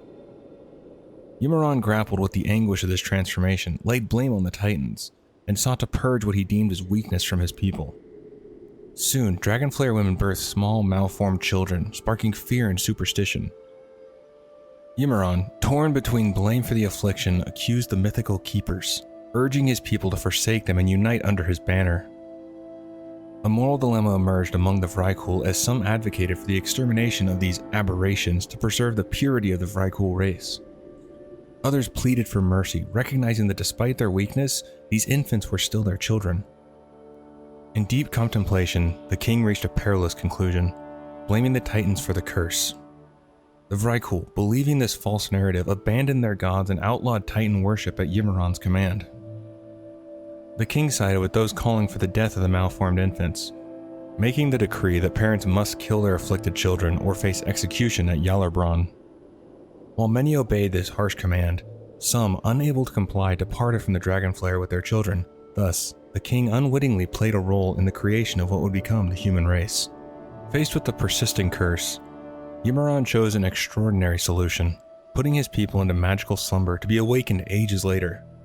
Yimmeron himself entered this enchanted sleep, alongside elite Vrykul warriors, awaiting a future awakening shrouded in mystery. In the icy battleground of Icecrown, Vrykul clashed in the pit of Valhallas. The victors ascended to be the Emerjar, an elite warrior rank crafted by King Yimmeron in service of the Lich King. The defeated, however, faced a grim fate, transforming into Vargul, undead creatures bound to servitude. Amidst the war, Queen Angerboda, Yimmeron's wife, sought to awaken him beneath Yalarbron as the Lich King's influence spread across Northrend. Their intent was to serve Vrykul's newfound death god together. Although adventurers thwarted Angerboda's plan, the Lich King intervened, transporting Yimmeron to Utgard Pinnacle. Proving his worth, Yimmeron was made undead, leading the Scourge-allied Vrykul against the Horde and Alliance from his throne in Utgard Keep. As adventurers stormed the keep, the Vrykul king met his end at Yimmeron's seat, making a defiant last stand. In the aftermath, Yimmeron found himself being dragged down to Helheim, marking the end of his life among the living, but his story wasn't finished just yet. The fallen king stood on the cusp of the Halls of Valor in the afterlife, a place reserved for the mighty. However, his insatiable thirst for power lured him into a dark pact with the Lich King, sealing the fate of his people with a curse. In the wake of his demise, the once open gates of the Eternal Halls remained shut to him. Instead, the damned king found himself on the desolate shores of the Maw of Souls, bound in service to Helya. Amidst the third invasion by the Burning Legion, Odin's mortal champion, the Battle Lord, led an assault on the Maw of Souls, bringing Ymron to his knees. Recognizing an opportunity for poetic justice, the warrior convinced Odin that forcing Ymron into his eternal service would serve as a fitting punishment. Thus, Ymron's destiny took a twist as he was ushered into the Halls of Valor to serve Odin for all eternity. Now within Howling Fjord, each faction has two major settlements. Each of them has a decent backstory, so I decided to throw all of them in there. First, let's start with the Hordes, which consists of New Agamond and Vengeance Landing. Then the Alliance is Valgard and Westguard Keep, boasting a distinct architectural style that is as dark and gothic as it is spindly. It stands as a stark departure from the ruins that typically mark Forsaken-controlled territories, a manifestation of their identity in the face of decay. In the throes of the war against the Lich King, New Agamond emerged as a battleground, a front line where the Forsaken fiercely combated the Scourge. Under Sylvanas Windrunner's leadership, the Royal Apothecary Society and Undercity delved into the sinister realm of concocting a new plague, designed to eradicate the relentless Scourge menace. After years of clandestine research, the Forsaken were poised to unleash their ultimate weapon upon Arthas' forces, conducting a chilling test at New Agamond. The once vibrant surroundings of the town succumbed to a ghastly transformation, leaving the land barren and brown amidst the otherwise lush landscape. Later on, reports from the Bronzebeard brothers revealed a lingering presence in New Agamond. Despite the challenges faced, the Forsaken tenaciously maintained control over the town, an enduring symbol of their resilience in the face of adversity. The echoes of war may have faded, but New Agamond stands as a silent testament to the enduring spirits of the Forsaken. Nestled in the rugged northeast of Daggercap Bay and Utgard Keep, Vengeance Landing stands stoically as the military outpost for the Hand of Vengeance in the Howling Fjord. This Forsaken bastion, meticulously crafted and overseen by the indomitable Sylvanas Windrunner, serves as the Horde's vital gateway into eastern Northrend. With its own docks welcoming ships from Tirisfal Glades and a Zeppelin Tower facilitating connections between the Undercity, Vengeance Landing is the Horde's strategic foothold in the chilling expanse. The town's eerie visage, tainted by a sickly yellow hue that lingers over the surrounding vale, sets it apart even from a distance. However, the town faced an unexpected challenge when the Alliance orchestrated a daring ambush, establishing a camp just beyond its walls. The Horde soldiers found themselves thwarted by cannons strategically placed atop the fortifications. In a bid to turn the tide, an intrepid adventurer dispatched by a bat ventured to the besieged navy offshore. Collaborating with sailors under duress from the same ambush, they cleared the ship decks, allowing support guns to unleash a barrage against the enemy. Returning to solid ground, the adventurer played a crucial role in the conflict by launching flares, aiding in the targeting of naval guns against the Alliance defenses. Reports from the ever-vigilant Bronzebeard brothers affirmed that Vengeance Landing remains a resilient and active military outpost, a testament to the enduring strength of the Forsaken forces in Howling Fjord. Perched proudly on the western cliffs of the Howling Fjord, Westguard Keep stands as a bastion with a diverse population, housing both humans and dwarves akin to Valgard. The keep's heart is adorned with a striking dwarven statue, a testament to its unique character. In the era of the war against the Lich King, Westguard Keep served as the aerial gateway to Northrend. A daring attempt to supply Winterguard Keep via flying machines ended in a clash with the icy menace of frostworms, a testament to the challenges faced. Additionally, the keep played a generous hand by assisting the Explorers League at Steelgate, showcasing its collaborative spirit. Anchored within its confines was the commandeered Goblin Zeppelin, the Lady Lug, adding an air of intrigue to the locale. The keep saga continued during the trial of Garrosh Hellscream on Pandaria, where it faced an assault from the true Horde. The objective? To liberate the Goblin Harromizer and commandeer the Lady Lug for their cause. The Bronzebeard brothers made their way to Westguard Keep. However, the local commander had little to report, aside from the Vrykul maintaining their distance and the Tuskar diligently supplying the keep with a bounty of fresh fish. The keep, with its storied past, stood resilient against the ebb and flow of time, a unique tapestry woven with the threads of alliance, trials, and encounters with the unknown. Valgard emerged as the initial haven for the fortunate souls who endured the treachery orchestrated by Arthas. A humble beginning, it sprouted as a modest settlement nestled along the shores of Daggercap Bay, boasting a reliable anchorage for those seeking solace in the aftermath of betrayal. As the Valiant's expedition stepped into the scene at the onset of the war against the Lich King, Valgard transformed from a quaint settlement into a bustling town. Nestled on the opposite bank of the river from Wormskull Village and Utgard Keep, the construction initially enjoyed the advantage of the dormant Vrykul, making navigation a breeze. Vice Admiral Keller took the helm of Valgard in its infancy, back when it was a quiet and unassuming hamlet. The tranquility, however, was short-lived. A month later, the awakening of Vrykul ushered in a new era marked by sporadic assaults. Dragonflayer Vrykul and their formidable war companions, along with the Proto-Dragon Riders, descended upon Valgard, unleashing chaos from both land and sky. Vice Admiral Keller vividly recounted, "We'd been here a month when those malformed giants appeared out of thin air." In the midst of these challenges, even the esteemed Marshal Gryan Stoutmantle found a temporary abode in Valgard. Despite the turbulence, the Alliance's icebreaker, the North Spear, established a reliable link between Menethil Harbor and the wetlands and Valgard, ensuring a seamless connection akin to gnomish clockwork.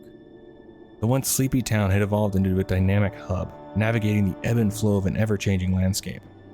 The Bronzebeard brothers made a pit stop at the town.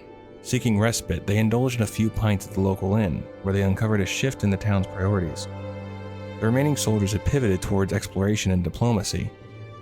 However, the tranquility was tempered by the persistent threat looming from nearby Wormskull Village. Despite the newfound focus on diplomacy, the stout walls of Valgard continued to bear the brunt of regular Vrykul attacks, adding an ongoing layer of challenge to the town's post-war landscape. During the war against the Lich King, the Howling Fjord harbored a dark secret. Dwarves from the Explorers League ventured into the chilling abyss, driven by curiosity. Those who lingered to explore unearthed Saronite, the crystallized black blood of the malevolent Yogg-Saron. The ore whispered sinister secrets, casting a maddening spell upon those who dared to delve too deep. The afflicted dwarves, driven to insanity by the Saronite's influence, left with the majority of their mules and equipment. Explorer Abigail, determined to reclaim the lost resources, dispatched Alliance adventurers on a daring mission to retrieve them. Sapper Sterling, initially captivated by the allure of ore and gems from the Gulch, swiftly shifted his focus to gems alone upon hearing the warnings of the ore's malevolence. Within the Gulch, the maddened explorers, led by the unfortunate Squeg Idolhunter, found themselves in the crosshairs of Westguard Keep. Meanwhile, a forsaken caravan passing through the area fell victim to the erratic onslaughts of the deranged dwarves. Apothecary Malthus suspected the influence of beer in their descent into madness and demanded a sample for further examination. The Forsaken, not once to shy away, dispatched horde adventurers to quell the madness in the Gulch and collect the brains of the afflicted dwarves. In the chaotic aftermath, the Gulch became a battleground of conflicting interests. The Bronzebeard brothers ventured to this haunted locale. To their dismay, Bran recognized some of the gibbering madmen as former members of the League, a revelation that stirred deep unease within him. The echoes of the Saronite's malevolence lingered, leaving scars on both the land and the mind of those who dared to uncover its secrets. Nestled amidst the towering mountains of the Howling Fjord, Shalarbron stands as a formidable Vrykul fortress. Here, amidst the chilling winds, a sinister collaboration unfolds between the Vrykul and the Scourge. Together they engage in mysterious rituals, rousing ancient Vrykul from their deep slumber, and ominously transforming fallen warriors into undead minions. The mysterious walking halls lie concealed behind an entrance on the lower tier, shrouded in the shadows of secrecy. Meanwhile, the Winter's Terrace commands attention at the heart of the main structure, where the echoes of eerie rites reverberate through the icy air. Intriguingly, a clandestine passage is quietly burrowing its way from the depths beneath Utgard Keep, leading to the cryptic depths of Shalarbron. Daggercap Bay, nestled in the heart of the Howling Fjord, is a geographical marvel. Encircled by Valgard, Wormskull Village, Utgard Keep, the Falls of Yimmeron, Niflvar, and Ghostblade Post in a clockwise dance. The bay's exclusive inhabitants include the residents of Valgard and the enigmatic Vrykul from nearby settlements. On the bay's western shore, Valgard stands proudly, while the harpooning Niflvar perches on the cliffs to the east. The lifeblood of the bay flows from Lake Cauldrus through the majestic falls of Yimmeron, with the iconic Utgard Keep poised on the tranquil lake surface. Beneath the frozen surface of Daggercap Bay, hammerhead sharks known as Daggercap hammerheads glide through the icy waters, adding an intriguing dimension to the bay's frozen tableau. The intricate interplay of settlements, natural wonders, and aquatic inhabitants paints Daggercap Bay as a captivating centerpiece in the vibrant tapestry of the Howling Fjord. Now there is a little retcon with Daggercap Bay. This was originally a place where Arthas had made landfall in his pursuit of Melganis, as was shown in Warcraft 3. But it was later retconned to have been in the Dragonblight at the Forgotten Shore. Chronicle later stated that Arthas made landfall in the Howling Fjord. Then again later in exploring Azeroth, Arthas' landing place was in the Forgotten Shore in Dragonblight. Nestled amidst the desolate embrace of Icecrown lies a realm shrouded in perpetual darkness and bone-chilling cold, where the once pristine glaciers have succumbed to a sinister corruption, rendering the ice itself a foreboding shade of black. Sauronite structures weave through the landscape, forming ominous walls, gates, and towering walkways that link the strongholds of the Scourge. Icecrown is an anchor that holds Azeroth to the Shadowlands, as is mentioned by Bwonsamdi in the quest Jailer of the Damned. Section 1. History. Icecrown's sinister notoriety was brought about by Kil'jaeden, who cast the Lich King Ner'zhul back into the mortal realm. The prison's collision with the glacier brought forth the ominous Frozen Throne, its impact seen as far as the Grizzly Hills. Within this icy seat of power, Ner'zhul set in motion the chilling birth of the Scourge, orchestrating the corruption of the world to serve the impending Burning Legion onslaught. But the thing the Legion didn't know is that Ner'zhul was planning his revenge. From the Frozen Throne, the Lich King was trapped within, fueled by his determination to exact revenge on those who had wronged him over the years of being tortured and broken down. He grew in power under the watchful eyes of the Dreadlords, without them realizing his power was growing. Thanks to his psychic powers, Ner'zhul mastered necromancy and developed a plague that would ultimately lead Arthas to become the new Lich King, and conquer much of Northrend from his throne. Along with that, Ner'zhul was able to have the Scourge and Dreadlords build the citadel we know today. Together, they planned to combat the Legion using the undead Scourge and purge Azeroth of the living, as they believed it was the only way to defeat the Burning Legion. In the aftermath of the Third War, the Scarlet Crusade, in a daring counter-offensive, approached Icecrown's citadel, yet their valiant efforts were met with ferocious resistance from the relentless Scourge. The casualties among the Scarlet Crusade's high-ranking officers, including Grand Admiral Baron Westwind and Captain General Orman of Stromgarde, stand as haunting testaments to the icy fortress's formidable defenses. Section 2. Wrath of the Lich King. When the Alliance and Horde get involved with the battle against the Lich King, Icecrown had been scarred by the tremendous force unleashed when Arthas and the Lich King became one single being. The Scourge, with meticulous intent, fortified the desolate landscape, erecting colossal walls and formidable ramparts that now snake their way through the region. An imposing sentinel, Angrathar the Wrathgate, stands as a formidable barrier, warding off entry from the neighboring Dragonblight. Dominating the horizon, the reborn Icecrown Citadel casts its ominous shadow, a testament to the Scourge's relentless determination. The glacier itself, a heart of darkness, is shielded by 3 imposing gates: Mordrathar, Aldrathar, and Corprathar, each a grim guardian against the intrusion of the uninitiated. Section 3. Aftermath. After Arthas met his demise, the haunting expanse of Icecrown was occupied with both Horde and Alliance forces navigating its icy corridors for weeks. A peculiar calm settled over the once tumultuous region, a respite earned by the firm grip of Bolvar Fordragon, who, wielding the Helm of Domination, held sway over the dormant Scourge forces, casting a tranquil hush over the frigid domain for years. Section 4. Shadowlands. In a seismic turn of events, Sylvanas Windrunner shattered the Helm of Domination, tearing the very fabric of the sky over Icecrown. This rupture served as an otherworldly gateway, connecting Azeroth to the mysterious Shadowlands. From the ominous Maw guided by Herald Delora, the relentless Maw Swarm descended upon Icecrown, wresting control of the Scourge and the Cult of the Damned entrenched in the region. They orchestrated the resurrection of fallen Scourge champions, remnants of the brutal war against the Lich King. Faced with this existential threat, the Argent Crusade, along with the unlikeliest of alliances between Horde and Alliance, rallied once more. Their collective might was unleashed to defend the sacred Argent Colosseum, where a climactic battle unfolded against the resurrected champions strewn across the icy expanse of Icecrown. With the menace quelled, a united Horde and Alliance turned their gaze to the Frozen Throne. Embarking on a perilous journey into the heart of the Maw, the fate of Azeroth hung in the balance as they ventured into the unknown depths, determined to confront the mysteries that lurked beyond the Frozen Throne's icy facade. Now I also wanted to go over some locations that I find interesting within Icecrown. The first location is Icecrown Citadel. The imposing Icecrown Citadel, a monolith of the Northrend landscape, houses the world's largest undead army. Within its chilling walls reside the Lich King, a being with near divine power over his inexhaustible, seemingly limitless minions, and the determination to bring Azeroth to ruin. A campaign against this formidable fortress is one of the most perilous ventures in Azeroth's history, and the most crucial. The renowned champions, High Lord Tyrion Fordring of the Argent Crusade, and High Lord Darion Mograine had united to spearhead the assault on Icecrown's fortified barriers. Both the Horde and Alliance have paid a heavy price in lives, entire battalions in fact. Failure is not an option. The Lich King's rule must be terminated. In the climactic attack on the Citadel, it was the Argent Crusade who breached its barriers. They made great sacrifices, without hesitation, to witness the fall of the Lich King.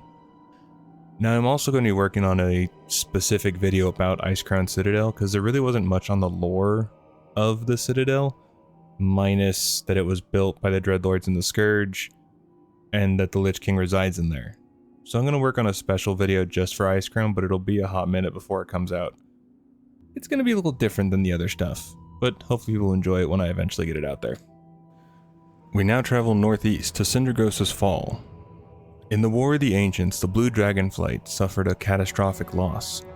Many dragons plummeted to the earth, their bodies becoming entombed in what would later be known as the Icecrown Glacier. Among the fallen was Sindragosa, the beloved consort of Malygos, who perished in her desperate attempt to reach the Dragonblight, the sacred final resting place of dragons. Centuries later, Arthas Menethil, the Lich King, stirred from his prolonged slumber and ventured to the site of Sindragosa's fall. There, he resurrected Sindragosa from her icy grave, transforming her into a formidable skeletal frostworm and commanding her to lead the Frost Brood into battle. In a cruel twist of fate, the Lich King reanimated the spirits of Sindragosa's lost offspring in front of her skeletal form, a final insult to the once mighty dragon. As the war against the Lich King raged on, the area became infested with acolytes and members of the Cult of the Damned, who were busy raising more frostworms from the ice. The Frost Brood became the focus of quests here, with adventurers dispatched by Thessarian or Koltira Deathweaver to eradicate the cultist presence. During their mission, they crossed paths with Matthias Lehner, who offered them a chilling vision of the Lich King resurrecting Sindragosa in exchange for whelp bone dust. We continue on north to the Argent Tournament Grounds. In the battle against the Lich King, the Argent Crusade declared the commencement of the Argent Tournament. This event aimed not only to instill a sense of unity among the constantly divided Horde and Alliance, but also to prepare a vast army for a strike on the Lich King's stronghold. More crucially, it was to identify the most skilled warriors who would then form a compact strike team to spearhead the invasion into Icecrown Citadel. The strategy of deploying a small team for the initial attack was based on the understanding that any significant loss of life would only strengthen the Scourge, potentially leaving the rest of the world vulnerable to assault. The tournament also served as an opportunity to mend scars from the catastrophe at Angrathar the Wrathgate, although it was arguably too early for such healing. Despite facing criticism, both King Varian Wrynn and War Chief Thrall, each accompanied by Jaina Proudmoore and Garrosh Hellscream respectively, made their presence known at these events and agreed to witness some of the tournament's challenges in the Crusaders' Colosseum. The Silver Covenant in the Silver Covenant Pavilion and the Sunreavers in the Sunreaver Pavilion represented both factions during the Argent Tournament. Argent Peacekeepers kept a watchful eye over the grounds, ensuring no conflict arose between the Horde and Alliance. Nonetheless, the tournament caught the Lich King's attention, who dispatched forces to cause disruptions in various ways, including assaults and abductions by the Cult of the Damned, the Black Knight's infiltration of the tournament, and attacks by Valkyr, partly in an effort to liberate some of their captured comrades, though they failed to cause any permanent harm. Near the end of the trial of the Crusader, the Lich King himself made an appearance in the Colosseum, reminding those present of the vast reach of the Nerubian Empire across and beneath the entire continent, before shattering the tournament grounds floor, plunging the Crusade's champions into a network of underground tunnels to face a resurrected Anu Barak. Despite the surprise attack, Anu Barak was defeated, marking the end of the Argent Tournament and the commencement of the assault on Icecrown Citadel. During the events of Shadowlands, amid the Scourge's revival, the tournament grounds were subjected to a focused assault by the Scourge. transforming into the Crusade's primary operational base in the battle against the undead. The onslaught was as abrupt as it was unforeseen, leaving many Valiants injured, while the civilians did their best to defend the area. As a result, Justicar Mariel Trueheart called for reinforcements from the Crusade's forces in the Eastern Kingdoms and Kalimdor. With the assistance of adventurers, they succeeded in pushing back the undead and saving numerous wounded lives. Finally, we venture to the west to the Shadow Vault. In the battle against the Lich King, the Shadow Vault was initially under the control of the Scourge. However, adventurers, dispatched by either Thessarian from the Skybreaker or Koltira Deathweaver from the Orgrim's Hammer, those are the airborne warships patrolling the skies of Icecrown, collaborated with the Knights of the Ebon Blade to seize it as a stronghold. Following the capture of the Shadow Vault, the Scourge persistently launched attacks on it, while the Death Knights utilized it as a command center, given its beneficial strategic location for assaulting the Vrykul of Jotunheim. Once secured, the Shadow Vault was equipped with all the conveniences of an inn, a host, vendors for general merchandise, trade goods, and provisions. It also housed rune forges for Death Knights, a flight route, and the supply officer for the Knights of the Ebon Blade. Sometime after the Lich King's fall, the Orc warrior Kingslayer Orcus brought a frostworm named Kasha to the vault where the Knights of the Ebon Blade nursed her back to health, which she then served as his mount. The Horde do a quest chain with Orcus where you help him throughout Hillsbrad foothills, but at the end of it he ends up dying due to his injuries taken throughout the battle, and you can see him as a ghost riding on top of his trusted steed Kasha, but you can only see him when you are a ghost as well. After Sylvanas broke the Helm of Domination, the Ebon Blade temporarily lost control of their base when the Scourge attacked and caught them by surprise. In the attempt to reclaim their base back, Duke Lengcrawl called upon the champions of the Alliance and the Horde to get the base back under the Ebon Blade's control, and were able to eventually retake it. Today I want to talk about Sholazar Basin, but before we dive into the talk, at the end I go into a rant about some confusion I have when I was actually looking into this. So if you want to hear that, stick around till the end. There will be timestamps if you want to check it out as well. And one more thing, if you aren't subscribed and you enjoy this sort of content, maybe consider subscribing and liking. It would help me out. Either way, let's get into it. Nestled within Northrend's icy grasp, Sholazar Basin emerges as a vibrant haven, a tropical jungle sanctuary shaped by Freya and protected by colossal pylons standing sentinel against the encroaching scourge, crafted by the mighty titans themselves. Venturing into Sholazar Basin, intrepid adventurers become embroiled in a factional skirmish, witnessing the rivalry between the Wolvar Frenzyheart tribe and the Icy Gorloks, distant kin to the notorious Murlocs.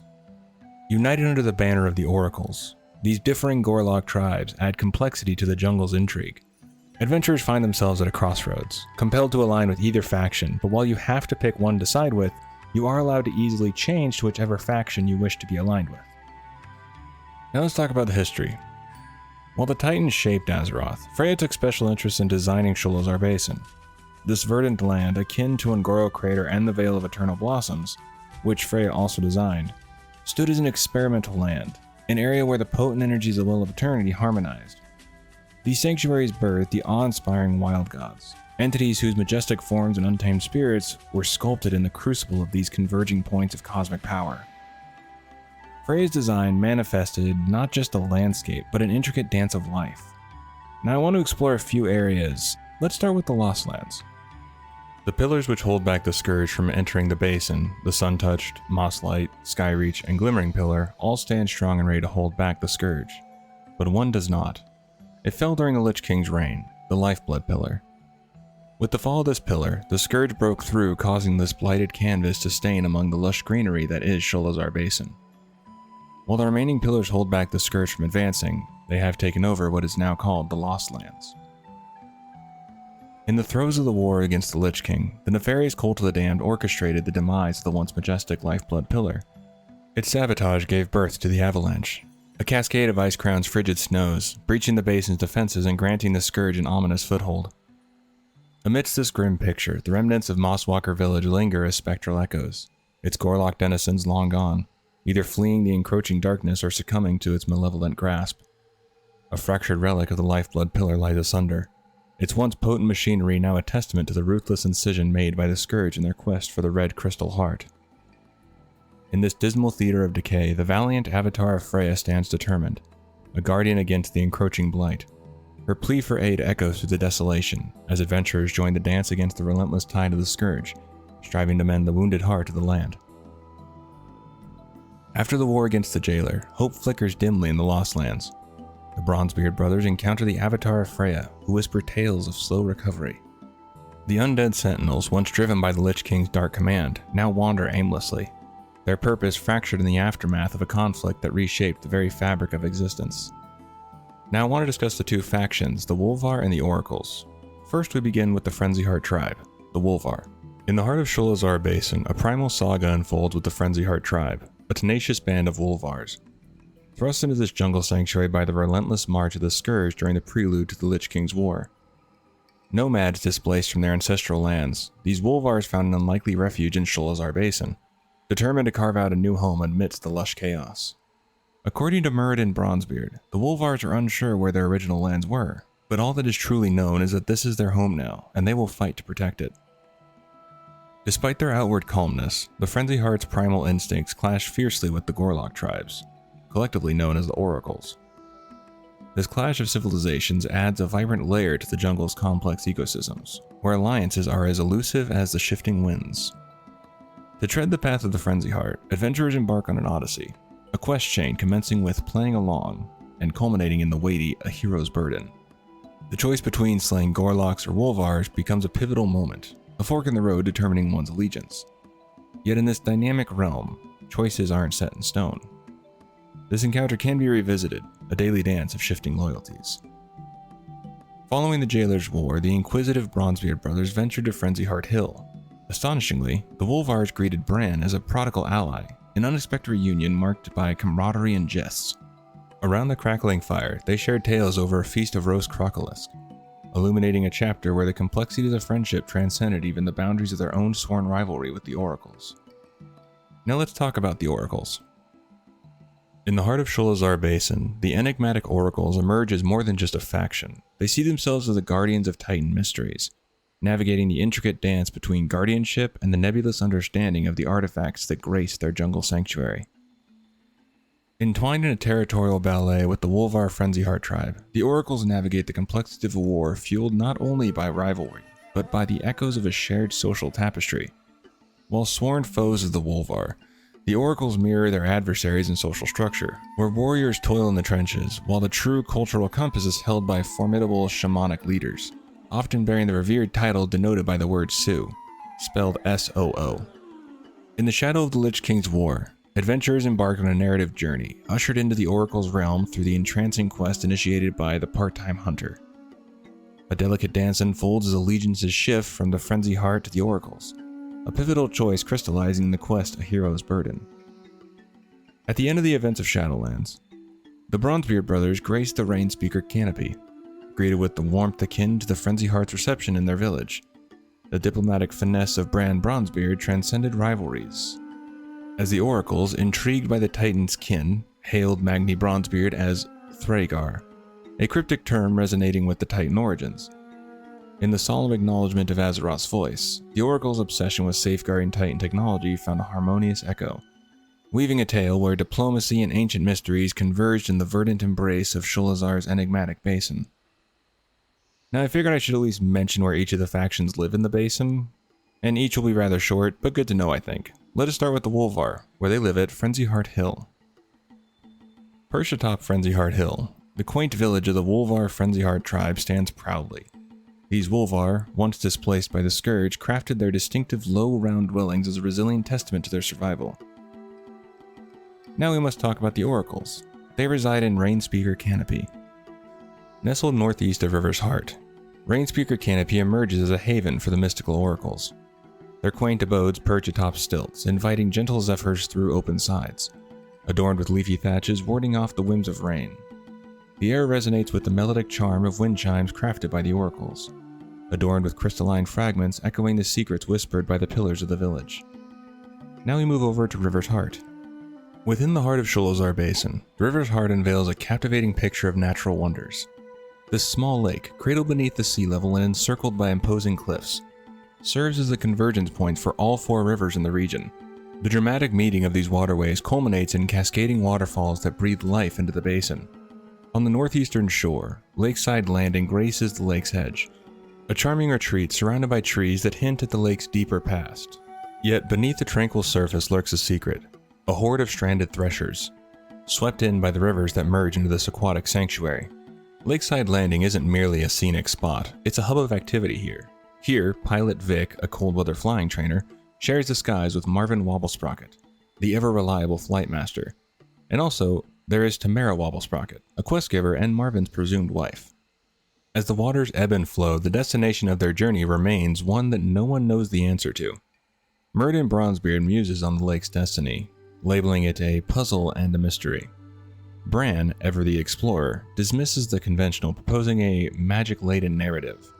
Meanwhile, Magni suggests the hand of the Titans, insinuating a purposeful design to this watery tapestry, an unsolved riddle awaiting discovery.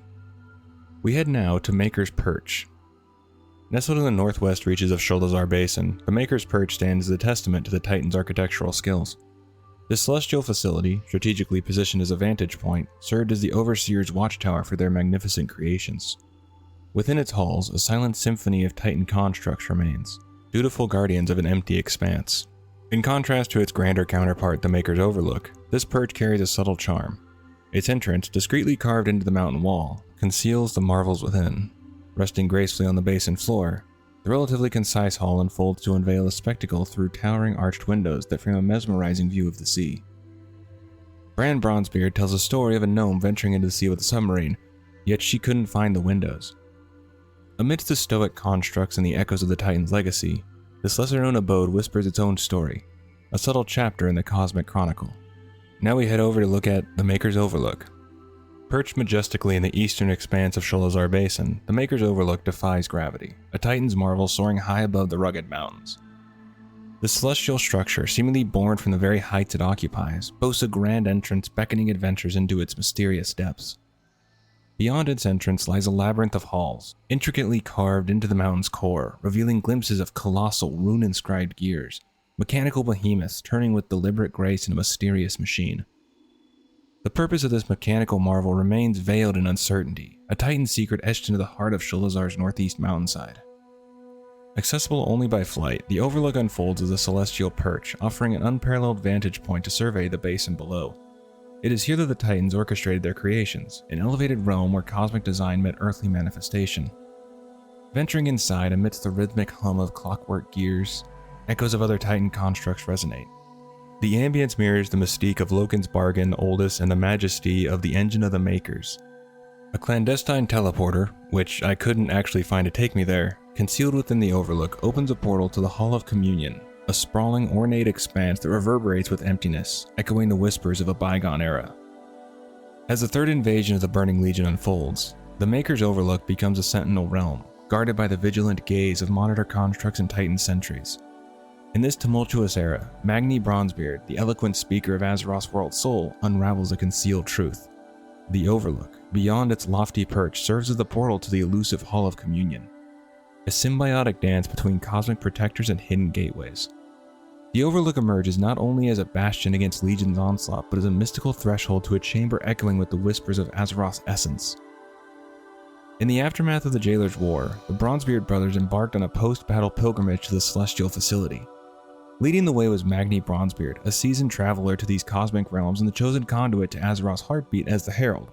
With a profound link to the Titans, Magni assumed the role of a cosmic guide, navigating the hallowed halls and unveiling the veiled secrets that lay within the Overlook. As the brothers tread the path between war-torn realities, Magni, the custodian of ancient connections, unlocked the gates to revelations within the Overlook's puzzling depths. So when I was looking into this, I was really confused. So here's the thing. The way I remember it was that from Chronicles, it essentially said that the Titans couldn't come down to Azeroth because they were too large and they would actually damage Azeroth. So that's why they made the Keepers. They empowered the Keepers with their power, or a portion of their power, and sent the Keepers down to actually deal with the old gods and their minions. The only old god that the Titans ever really dealt with personally was Yasharj, if that's how you say his name. Basically, Aman'Thul reached down and just yoinked him off of Azeroth. However, he essentially tore Yasharj in half, and his heart fell onto what is now the Veil of Eternal Blossom, which is what, Warlords of Draenor, or not Warlords of Draenor, My brain is shot right now. But Pandaria, that's it. The Pandaria expansion. That was the whole thing. That was Yasharja's heart, if I remember correctly. Now, in the wiki, it kept saying the Titans fought the old gods and the Titans sculpted Azeroth. To my knowledge, the Titans didn't do a whole lot with Azeroth other than find Azeroth and then essentially say, hey, we got to protect Azeroth. Let's make the Keepers to go down there and actually fight and protect Azeroth. And then they gave the Keepers the Pillars of Creation to actually shape Azeroth as they see to benefit Azeroth for the better. I could be wrong here. I'm possibly wrong. I don't terribly know. So if you do know, if I'm wrong here, feel free to correct me and just let me know. Because like I say, the way I remember it is that the Titans didn't do a whole lot in comparison to the Keepers when fighting the old gods and actually like sculpting Azeroth. Because in my head, either A, I don't remember the... I don't really remember the Keepers needing to sculpt Azeroth a whole lot, minus a couple of zones like we talked about today with Veil of Eternal Blossom, Ungoro, and Sholazar Basin, which Freya took upon herself to design and make her own, you know, protected area for the creatures.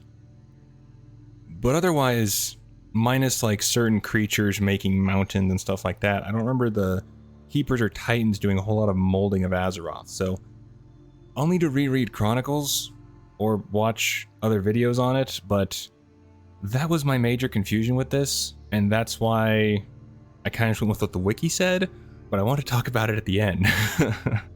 So if you remember it differently, if that's just how you remember it, where the Titans did a lot more than I'm remembering, please let me know. Maybe the wiki's right and I'm just remembering wrong, or I don't know. Either way. Along with that, one more thing that I was a little confused about. So, one of the things that the wiki says is that the wild gods emerged from these three locations, Ungoro, Sholazar, and Veil of Eternal Blossoms. There really isn't a set reason for why the Well of Eternity's power came together here. My first guess was that they were actually really close to each other, like right around the Well of Eternity before the Sundering. However, I was very wrong, because then I looked at the map and then I realized, oh yeah, that's not right at all. Because of course Northrend is way up north, shocker, and then you've got Veil of Eternal Blossom and Ungoro way away. So the only thing I can think of is that there's basically super powerful ley lines underneath that feed into the area, or possibly Freya just put more power into the area, that way that they could be more protected from outside threats. Either way, I'm not terribly sure. And along with that, I'm not sure if the pylons were actually crafted by the Keepers or the Titans, which again just goes back to my question of how much the Titans actually did for Azeroth other than making the Keepers, sending them down there, and letting the Keepers make their minions to actually go on and help. So yeah, that was my conniption fit that I was having for at least a day trying to figure this out. The Storm Peaks, a mountainous haven that demands utmost caution. Here, the biting cold has the power to turn anyone into a human icicle, and the relentless winds are notorious for sweeping folks right off towering cliffs. These peaks, among the loftiest in the northern realms, stand shoulder to shoulder with the mighty Thaldraszus, which is the seat of power of the dragon aspects on the Dragon Isles. Venturing into the Storm Peaks is no lighthearted affair, as high winds and unpredictable avalanches make it a playground for risk-takers. The wise sons of Hodor strongly advise travelers to bring along at least 2 companions, emphasizing the importance of safety in this treacherous terrain. Bearing the indelible marks of the Titan-forged Keepers, many mountains in the Storm Peaks resonate with ancient power. Notable among these peaks is the Temple of Storms, the dwelling place of the Titan Watcher Thorim. As if that weren't impressive enough, the legendary Titan city of Ulduar, a marvel in its own right, also finds its home nestled within these icy peaks. The Storm Peaks, with their daunting heights and mystical ties to the Titans, stand as a testament to both peril and wonder to the frosty corners at Northrend. The mighty North Wind once reigned supreme over the Storm Peaks, holding the land and its inhabitants, including the Tonka tribes, tightly in its grasp. In a courageous bid to free his people from the oppressive rule of the Northrend, Stormhoof, a valiant Tonka hero and the sibling of Chieftain Swiftspear from Camp Tonkalo, engaged in an epic battle on the Plain of Echoes. Despite weakening the Northwind, Stormhoof couldn't secure victory and succumbed to the powerful force. Lying in wait, the Northwind patiently regained its strength, concocting a sinister plan for revenge against Stormhoof and his kin. Instead of confronting them directly, it opted for a more devious strategy, to rewrite history itself. The Northwind schemed to erase Stormhoof from the records of time, manipulating the timeline to ensure its continued dominance over the Storm Peaks. The recorded history of Tonkalo underwent a malevolent change, depicting Stormhoof not as the liberator of his people, but as a villain, executed for his so-called crimes. Thus, the Northwind sought not only to conquer the physical realm, but also to control the narrative, perpetuating its reign through the manipulation of the past. Now, when I was researching this, and I actually did the full quest line into this part with the Northwind, I was very confused because the Northwind isn't a time traveler. From what I understood, basically, the Northwind killed Stormhoof, and after he had killed Stormhoof, what he did is he didn't necessarily change the timeline as they're kind of phrasing it. He just erased the history books. He changed the history books. So I don't know if it's just weird wording or if I'm just misunderstanding stuff, but that's kind of how I saw it when I was looking into this and when I did the quest. Because it seemed more like he didn't really change the timeline, like go back in time. He just realized that he could change the narrative to make Stormhoof look like the bad guy, and the Northwind look solid, look like the hero. So I'm not really sure if I'm just misunderstanding something or if I just missed something in when I was doing the quest or what, but just it seems like saying that they manipulated the timeline just seemed off. Either way, that was my little gripe with it. I thought it was a cool quest though. I did think it was cool. Now let's get into some locations in Storm Peaks. I figure we can start with the main camps for the Alliance and Horde. First, let us start with the Horde, who have a base at Camp Tonkalo. Perched atop the lofty mountains in the eastern Storm Peaks, Camp Tonkalo is a quaint Tonka village with a unique vantage point. On one side it overlooks Dun Niflheim, while on the other side it gazes upon the Plain of Echoes, home to the Shattered Titan Temple of Life. This secluded spot has proven to be a sanctuary, shielding the village from the ravages of scourge attacks that have laid waste to many other Tonka settlements. The Bronzebeard brothers paid a visit to this remote village, initially met with cautious sentries, who observed from a safe distance. The dwarves' distinctive appearance raised eyebrows. Once recognized as not earthen or iron dwarves, a sense of politeness prevailed. Sensing the delicate balance, the dwarves, respectful of the villagers' space, chose not to overstay their modest welcome. Thus, Camp Tonkalo remained a tranquil haven, where the meeting of worlds added a subtle touch of intrigue to its mountainous embrace. Next we move over to Frosthold.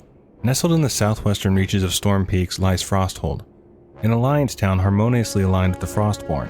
This frosty haven is situated to the south of the Temple of Storms, and northwest of K3, perched on the same mountain as Stormcrest. Here, an entire race of frost dwarves call this icy retreat home, creating a unique settlement that sprawls around a colossal pit of ice atop the towering mountain. Reaching Frosthold isn't a stroll in the snowy park. It requires taking to the sky since there's no accessible path on foot. The Bronzebeard brothers made their way to Frosthold, where the Frostborn warmly welcomed Muradin Bronzebeard. They actually had found Muradin and helped him heal when Arthas left him to die there, so he has a kinship with them ever since. Or as his friend Fjordland said to him, "It's good to have two homes. You'll always have a hearth to sleep at." The visit unfolded with presentations, a hearty feast, and an evening of camaraderie, marked by shared drinks and stories. As night fell, Muradin, in a moment of trust, expressed his confidence in leaving the Frostborn in capable hands. Guided by the historian of Frosthold, he delved into the tale of an encounter between Mina Stormsmith, who was an ancestor of the brothers and the Frostborn, a saga dating back 500 years. In the heart of Frosthold, history and kinship intertwined, creating a memorable chapter in the frosty highlands of Storm Peaks. Perched above the enchanting snow-blind terrace in east of Sefrelder Village, Brunhilder Village is a frosty haven in the southern expanse of Storm Peaks. Here, the formidable Frost of Rykul tribe, Hildener, establishes its stronghold. In a fascinating departure from their Valkyrian sisters, the Hildenar resisted the allure of the Lich King's offer, steering clear of the Scourge's ranks. The mountains surrounding the village cradle the nests of the proto-drakes they skillfully ride. Within the village, a unique social order prevails, strict matriarchy. Men, in their view, find purpose mainly in labor, often relegated to the forlorn mine, located to the north, either voluntary or as captives. At the village's heart lies the Pit of the Fang, a battleground where they engage in fierce contests atop polar bears during the Hildsmith. This spirited competition determines the Hildener, who will rule alongside the esteemed keeper Thorum. Intriguingly, the region was once home to the Xanasu clan, embarking on a quest for powerful magic to defy the Lich King. However, their journey remained shrouded in mystery, as the clan never returned from their quest, leaving behind a mysterious legacy in the frosty landscapes of Storm Peaks. In the chilly reaches of the western Storm Peaks, Valkyrian stands as a frosty haven, a settlement of the formidable Frost of Rykul. However, a frosty rift exists between them and their Hildener sisters from Brunhilder Village, who harbor resentment for Valkyrian's allegiance to the Lich King. The majority of the Hildener, disdainful of serving the Lich King, resisted his emissaries, yet Yulda the Storm Speaker, Valkyrian's leader, broke ranks and struck a chilling deal. In exchange for pledging her village's allegiance, the Lich King granted her a transformation into a Valkyr. Once in league with the Scourge during the war against the Lich King, the Hildener of Valkyrian took on a sinister role. Their task involved capturing proto-drakes and their eggs, leading them to the Blighted Pool. These waters, saturated with corruption and disease, aimed to unleash a plague upon the creatures, morphing them into dreaded, plagued proto-drakes. In the frigid tapestry of the Storm Peaks, Valkyrian's chilling saga unfolds, marked by loyalty, discord, and a dark twist of transformation. Nestled just north of Frostfield Lake lies Thunderfall, an imposing sight, a colossal and hushed burial ground haunted by wandering spirits. In ages past, corruption seized the keeper Loken under the influence of Yogg-Saron. Loken's heinous act involved the murder of his brother's wife Sif, and a cunning scheme to frame King Arngrim and the Frost Giants for the crime. Thorum, consumed by wrath, hurled his mighty hammer Krolmir at Arngrim during a fierce battle with Frost Dwarves. The following explosion froze the chaotic moment in time, capturing the shockwave that sent dwarves airborne and claimed many lives. In a final act, Arngrim enchanted Krolmir with a rune, ensuring it remained beyond anyone's grasp. Centuries later, during the conflict against the Lich King, Thorum, aided by adventurers loyal to the Sons of Hodor, unraveled the truth. Filled with remorse, he pledged to confront Loken and sought the adventurers' aid to redeem himself and rebuild the trust with the Frost Giants. At Thunderfall, with the adventurers' support and the agreement of King Yoakum, Thorum apologized for his past transgressions, and the Frost Giants forgave him, allowing Thorum to reclaim his once-lost hammer. The Bronzebeard brothers explored the area, with Muradin reflecting on Thunderfall as evidence of the fallibility inherent in the Keepers and their creations. In the heart of the Storm Peaks lies the intriguing Terrace of the Makers, a realm nestled in the north-central expanse just beyond the chasm from Ulduar. This complex of temples and abodes served as the home and workplace for the Keepers. Here, the anticipated artifacts destined for Ulduar found their sanctuary, yet the terrace wears the scars of time. Its once majestic path of the Titans lies broken, walkways shattered, and columns cracked or missing. Crowning the terrace are three majestic temples, the Temple of Invention, the Temple of Order, and the Temple of Winter, each situated in the northwest, the northeast, and south respectively. During the war against the Lich King, Iron Dwarves from the formidable Iron Army launched relentless attacks on the vigilant Earthen Warders, guardians of the entire terrace. Halfner the Windborn stood resolute on the central stairs leading north, while Duron the Rune Rout held his post in the northern edge of the mainland, south of the imposing Ulduar. In the shadow of these ancient temples, a clash of forces unfold, echoing through the Terrace of the Makers. Perched atop the loftiest peak in the Storm Peaks, the Temple of Storm stands shrouded in mystery, a testament to the Titan's ancient craftsmanship. Snow delicately blankets its columns, and its open roof frames the sky, allowing the dance of northern lights to intertwine with the stars. Even under the clear skies, the crackle of lightning weaves through the air, creating an ethereal ambience. This sanctuary is the domain of Thorim, the Storm Lord and guardian of the temple. Haunted by the loss of his wife Sif, who fell victim to the treachery of his own brother Loken, Thorim sought solace within these sacred walls for countless years. Little did he know that his eventual war against the betrayer was a cunning ploy by Loken to lure him away, enabling Yogg-Saron and Ulduar to ensnare him, driving him into madness. After the reckoning, Thorim's vacant throne echoed the absence of the Stormlord, who had been taken into Ulduar to be corrupted by Yogg-Saron. In the aftermath of the war against the jailer, the vigilant Bronzebeard brothers paid a visit to Thorim in his mountainous abode. Ensuring his well-being, they delved into inquiries about his loyal companion, his pet wolf, Skull, and the whereabouts of Jotun. Amidst the whispers of ancient mysteries, the Temple of Storms remained a sanctuary where past sorrows and present concerns converged. He says he hasn't seen either of them, but hopes Skull will find his way home soon. Now who is Jotun? Jotun is the cherished companion of Keeper Tyr through countless ages. She had a profound bond with the Keeper. When Galakrond devoured Tyr's hand, an unyielding friendship led them to embark on a quest within the depths of Azeroth. Together they unearthed a precious silver vein from which Jotun crafted a remarkable prosthetic silver hand for the Keeper.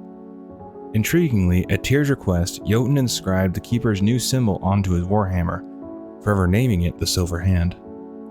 When Tyr and his followers sought refuge in the south of the stolen disc of Norgannon, Jotun opted for a different path. Motivated by the ideals of personal sacrifice embraced by the Keeper, he remained behind to divert Loken's attention, facilitating the escape of Tyr's allies. Unfortunately, this act of heroism led to Jotun's capture, and Loken, with malice, cursed his mind. Bound by the curse, Jotun became an unwilling instrument, compelled to scour the lands around Ulduar, now Northrend, to obliterate Tyr, his symbols, and those who embraced his ideals. In a tragic twist, Jotun's first act under the curse shattered the very anvil that had shaped Tyr's silver hand and transformed his hammer, cursed to be unable to die but wishing to have his nightmare end. During the third invasion of the Burning Legion, Galford, a valiant member of Tyr's guard carrying a luminous spark of Tyr, embarked on a daring journey to the frosty lands of Northrend. His mission, to seek assistance in reclaiming the legendary silver hand from the forsaken grounds of Tyr's fall. Guided by the radiant spark, Galford traversed the path of the Titans, where an unexpected encounter awaited him, the Watcher Jotun. Unbeknownst to Galford, the spark withheld a crucial detail about Jotun's cursed fate. In a tragic turn of events, Jotun, ensnared by the Watcher's curse, slew Galford and claimed the spark. However, the tale took an unexpected twist when Lanagosa, a majestic dragon and a valiant paladin adventurer, joined forces to track down Galford's assailant. In a fierce confrontation, they confronted Jotun, and the ensuing struggle briefly liberated his mind from the clutches of Loken's curse. In a moment of clarity, Jotun relinquished the spark to the paladin, urging them to escape before the madness reclaimed him. As the paladin and Lanagosa made their hasty retreat, Jotun, haunted by the specter of his own curse, implored them to preserve the memory of his dear friend Tyr. In the frosty embrace of Northrend, a tale of sacrifice, curse, and fleeting redemption unfolded on the path of the Titans. Now we move on to the dungeons. First, we enter the Halls of Stone. Within the Halls of Stone, there are 4 bosses along with the Forge of Wills. Before delving into the details, we unravel an intriguing tale about an ancestor of the Bronzebeard brothers. The story unfolds when they ventured to visit Ulduar after concluding the war with the jailer. Their exploration unearthed the lingering presence of iron dwarves within the mysterious Halls of Stone. Intrigued by the mysteries of their ancestry, the brothers engaged one of the nameless iron dwarves in conversation, seeking insights into the journey of their ancestor, Mina Stormsmith. The nameless iron dwarf, a witness to Mina's arrival 500 years ago, recounted a gripping tale of Shanir the Iron Shaper's attempt to annihilate her. Mina had approached Ulduar with a heartfelt plea to resurrect her fallen brother. However, the cold logic of the iron dwarves deemed her request unacceptable, as she was made of flesh and she was seen as weak in their eyes, leading Shanir to command her execution. Undeterred, Mina valiantly battled successive waves of iron dwarves until her trusty axe shattered in the relentless struggle. In a moment of divine intervention, a spirit bathed in blinding light intervened, rescuing her from the clutches of death. With renewed determination, Mina grasped her broken weapon and fought her way out of the formidable depths of Ulduar, leaving behind a legacy of resilience and the echoes of a celestial rescue.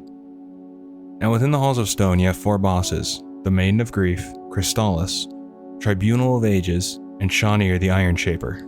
First let's talk about the Maiden of Grief. Loken may rule over the dominion of Ulduar, but not every inhabitant is a loyal follower. The Maiden of Grief, burdened with the grim task of thwarting those attempting to reclaim the Halls of Stone, carries out her orders reluctantly. She is a good soldier. A tinge of sorrow colors her actions as she turns against former allies, yet she wields her sorrow-forged weapons with a fierce determination, blending the pain of her heartache into a fearful purpose. We next find Crystallis. In the realm of war, victory isn't solely a product of strength, but a result of formidable armies. Embracing this fundamental truth, Loken issued an order to craft steadfast stone constructs, augmenting the might of his legions. Tasked with overseeing this monumental operation is Crystallis, a formidable force poised to crush any intruder daring to jeopardize its crucial mission. After the thievery of the Dis of Norgannon by Tyr, Archytas, and Ironea, Loken devised the Tribunal of Ages as their successor.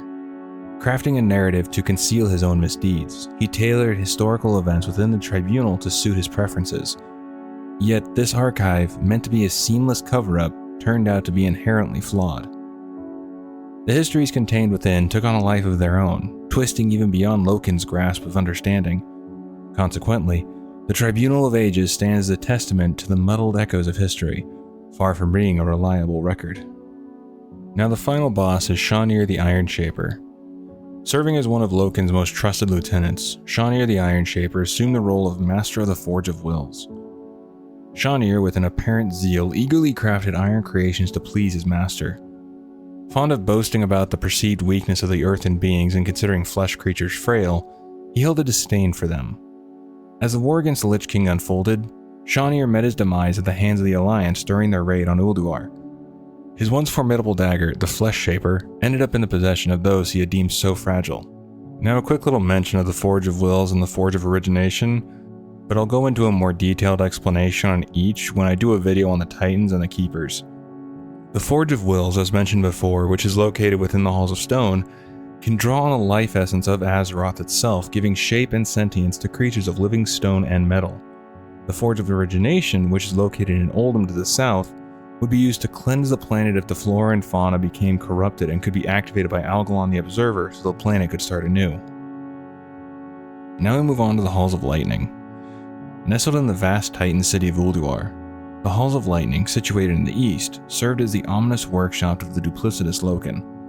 Once a loyal servant of the Pantheon and a prime sentinel, he now toiled in treachery, churning out legions of iron Vrykul to execute his Dark Master's sinister designs. From his imposing throne, Loken orchestrated his forces, flanked by storm and fire elementals along with his most formidable servants and commanders. In the heart of his formidable domain, adventurers faced the ultimate showdown, challenging Loken in his last stand. The echoes of battle sounded through the Halls of Lightning, marking the decisive moment when the treacherous Prime Sentinel met his ultimate defeat. Now within the Halls of Lightning you have 4 bosses: General Varngrim, Vulkan, Ionar, and Loken. First let's start with General Varngrim. In the mighty legion of Loken's iron forces, one figure towers above them all, the indomitable General Varngrim. At the forefront of Loken's Halls of Lightning, this iron commander ruthlessly enforces his master's dominion, ensuring that any intruders in their path meet a swift and uncompromising end. Now the next boss you encounter is Vulkan, and he has quite a longer backstory than the others, basically the same length as Loken. We start back in the Winterscorn War. As far as the time frame for the Winterscorn Wars, I hadn't found an actual time date, like 500 years before the Dark Portal type of things for some dates. This one just gave me many years after Loken's betrayal, so take with that what you will, and if you actually find a date, let me know, because I wasn't able to find one. But let's talk about the Winterscorn Wars. In the vast expanse of the storm peaks surrounding Ulduar, Vulkan and Ignis eyed a land ripe for conquest, their fiery ambitions ablaze. Recognizing the need for a formidable army, the Fire Giants set their sights on the fierce Winterscorn clan of Vrykul. Through forceful means, they seized control of the clan, igniting the flames of battle lust and crafting armor and weapons designed to counter the other Titan Forged. As the newly formed army prepared for conquest, the dreaded Curse of Flesh struck, affecting their forces. Undeterred by this setback, Vulcan and Ignis pressed on with their goal, acknowledging that relying solely on the Winterscorn would no longer suffice. To bolster their ranks, the giants sculpted potent molten golems and iron constructs of their own creation. The massive Winterscorn army descended upon the unsuspecting Earthen, storming their underground lairs and leaving devastation in their wake. Survivors from the Earthen sought refuge with Tyr, Archytas, and Ironea, who had managed to elude Loken's pursuit. Outraged by the tales of destruction, Tyr and his companions rushed to the Earthen's aid, leading the bravest Earthen in skirmishes against the Winterscorn. Tyr, Archytas, and Ironea fortified defenses to fend off further assaults. Eventually, the combined forces of the Earthen and their allies repelled the Winterscorn. Undeterred by their initial failure, Vulcan and Ignis returned to their fiery forges, fashioning an even more formidable army. Beyond golems and construct, they crafted enchanted snares to enslave entire flights of proto-dragons. These winged creatures turned into instruments of war. The dragons were armed with fiery weapons to sow terror among the Earthen. The ensuing Winterscorn assaults shattered the Earthen's defenses, forcing them to scatter across icy mountain passes. Vrykul and golems pursued them on the ground, while proto-dragons launched attacks from the skies. Even the formidable trio of Tyr, Archytas, and Ironea had to flee from the relentless fury of the Winterscorn. In a turn of fortune, Tyr rallied the dragon aspects to his cause. Together, they shattered the golems and constructs forged by Ignis and Vulcan, freed the enslaved proto-dragons, and plunged the Winterscorn into a deep slumber, bringing an end to the harrowing conflict. Amid the war against the Lich King, Vulcan, following Loken's orders, found his dwelling within the Halls of Lightning, nestled in the Iron Crucible. Tirelessly toiling day and night, he dedicated himself to crafting golems, amplifying the ranks of Loken's formidable armies. The relentless endeavor posed a severe threat to the sons of Hodor, who deemed him a danger and issued a decree for his demise. Now we move on to Ionar. Loken doesn't lean solely on his iron minions for personal defense. Instead, he harnesses the raw power of lightning itself. In a curious alliance, Ionar and its companions found refuge within the Halls of Lightning, offering unwavering loyalty and a readiness to ruthlessly eliminate any who dare challenge their newfound master. Now we move on to the one who caused so much trouble for us on Azeroth and the other keepers, Loken. With him, I figure it works to go into his full backstory, and the others will get their stories told when I do a video on them and the Titans. Loken, a keeper forged by the Pantheon to lead the Titan-forged armies against the Old Gods, received his power from Norgannon. In a fierce battle alongside Mimiron, they triumphed over Neptulon the Tidehunter. However, Loken's life took a tragic turn when an affair with Sif, his brother Thorm's wife, led to a disastrous accident. Manipulated by the imprisoned Yogg-Saron, Loken, driven by fear of losing Sif, inadvertently caused her death. Overwhelmed with guilt but afraid to confess to Thorm, Loken deceived his brother, blaming Arngrim, the king of frost giants, for the tragedy. To end the ensuing war, Loken created an army using the Forge of Wills, unknowingly spreading the curse of flesh that would transform Titan Forged into flesh. Desperate to conceal his actions, Loken orchestrated Mimiron's death, subdued Hodor and Freya with Yogg-Saron's corruption, and convinced Helya to imprison Odin in the Halls of Valor. Learning of the Pantheon's demise, he exiled all Titan Force from Ulduar and withdrew into its depths. The only witnesses to Loken's betrayal were Tyr and Archytas, who alongside Ironea and allies stole the discs of Norgannon to uncover the extent of his treachery. In pursuit, Loken sent monstrous Cathraxi, but Tyr sacrificed himself, allowing his comrades to escape with the discs. Terrified of the consequences if Tyr's group exposed his actions to Algalon, Loken fabricated the Tribunal of Ages, filling it with false information to cover his tracks, manipulating the signal to Algalon. He ensured no living being could contact him until Loken's death. The complex web of deception and tragedy unfolded within the shadows of Ulduar's depths. For countless millennia, Yogg-Saron languished in captivity, holding the Keepers, including Loken, in a muted state within Ulduar. His control over them was feeble, and attempts to persuade them into directly aiding the Old God had met with resistance. The turning point came when Cho'Gall, a member of the Old God-worshipping Twilight Hammers clan, infiltrated Ulduar, weakening Yogg-Saron's chains. Suddenly, the entity's influence of the Keepers intensified, transforming as sturdy as iron. Under Yogg-Saron's command, Loken was tasked with using the Forge of Wills to fashion a new army. In Loken's skilled hands, the Forge unleashed hordes of iron dwarves and Vrykul, hungry only for bloodshed and war.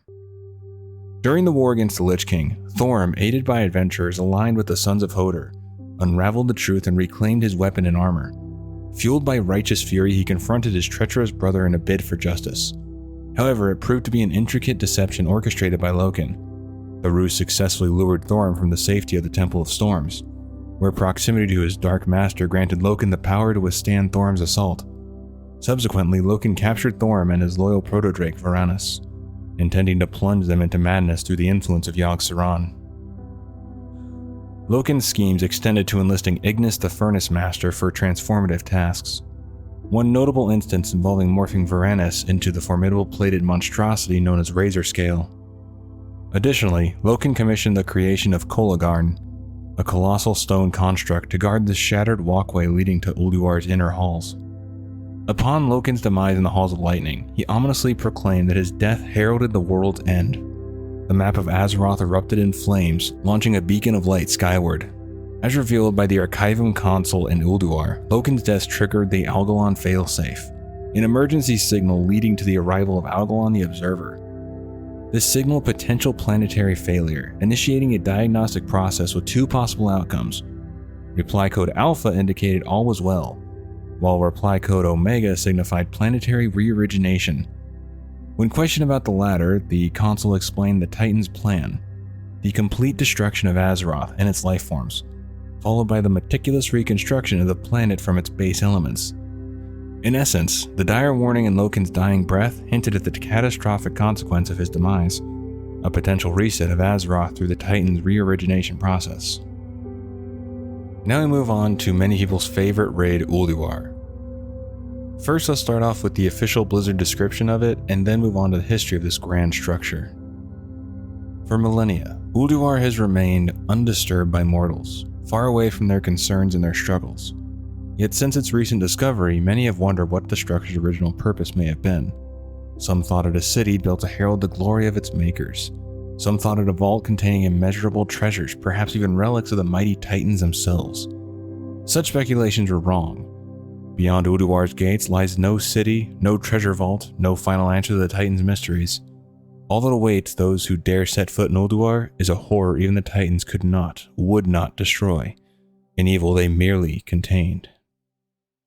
Beneath ancient Ulduar, the old god of death lies, whispering, "Tread carefully, or its prison will become your tomb." Now let's look at the history of Ulduar. Upon the triumph over Galakrond, the proto-dragons earned the admiration of the Keepers, who sought the Titans' blessing for their new guardianship of Azeroth. However, Odin, the resolute prime designate and leader of the Keepers, harbored distrust toward the proto-dragons, preferring his vision of an elite force characterized by unwavering valor. He set his sights on the Vrykul, offspring of the Titan forged, as the ideal candidates for his army. Despite the objections from other Keepers, Odin remained steadfast in his pursuit of this unique endeavor. Within the hallowed halls of Ulduar, Odin designed a section to serve as the headquarters for this envisioned army.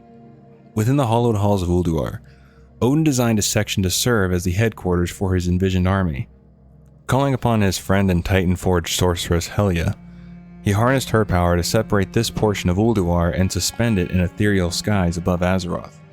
This celestial abode, known as the Halls of Valor, became the dwelling place of the formidable Valajar, and the ultimate reward for the most deserving Vrykul warriors who were summoned to serve Odin eternally. While Ulduar dutifully contained Yogg-Saron, its performance was incomplete, allowing the old god's malevolent influence to seep through. Yogg-Saron's dark essence permeated the continent, crystallizing into Saronite and corrupting everything it touched. His insidious whispers accompanied the spread of Saronite, tempting countless souls into madness, including the Keeper Loken. After millennia in captivity, Yogg-Saron's shackles began to slacken, allowing the malevolent entity to seize control of the prison. Following his insidious commands, Loken launched an assault on the city, wresting control from the resident Earthen and populating the Forge of Wills with Iron Dwarves and Vrykul. These newly forged creatures expelled the remaining Earthen and Mechanomes from Ulduar, venturing into Northrend to sow chaos. In the aftermath of the Lich King's defeat, Auric Trueheart dedicated his time around Ulduar to uncovering the tales of Tyr, the only Titan Keeper who confronted Loken during his betrayal. Additionally, he stumbled upon a Vrykul saga recounting the creation of a formidable shield crafted by Tyr for his Vrykul champion.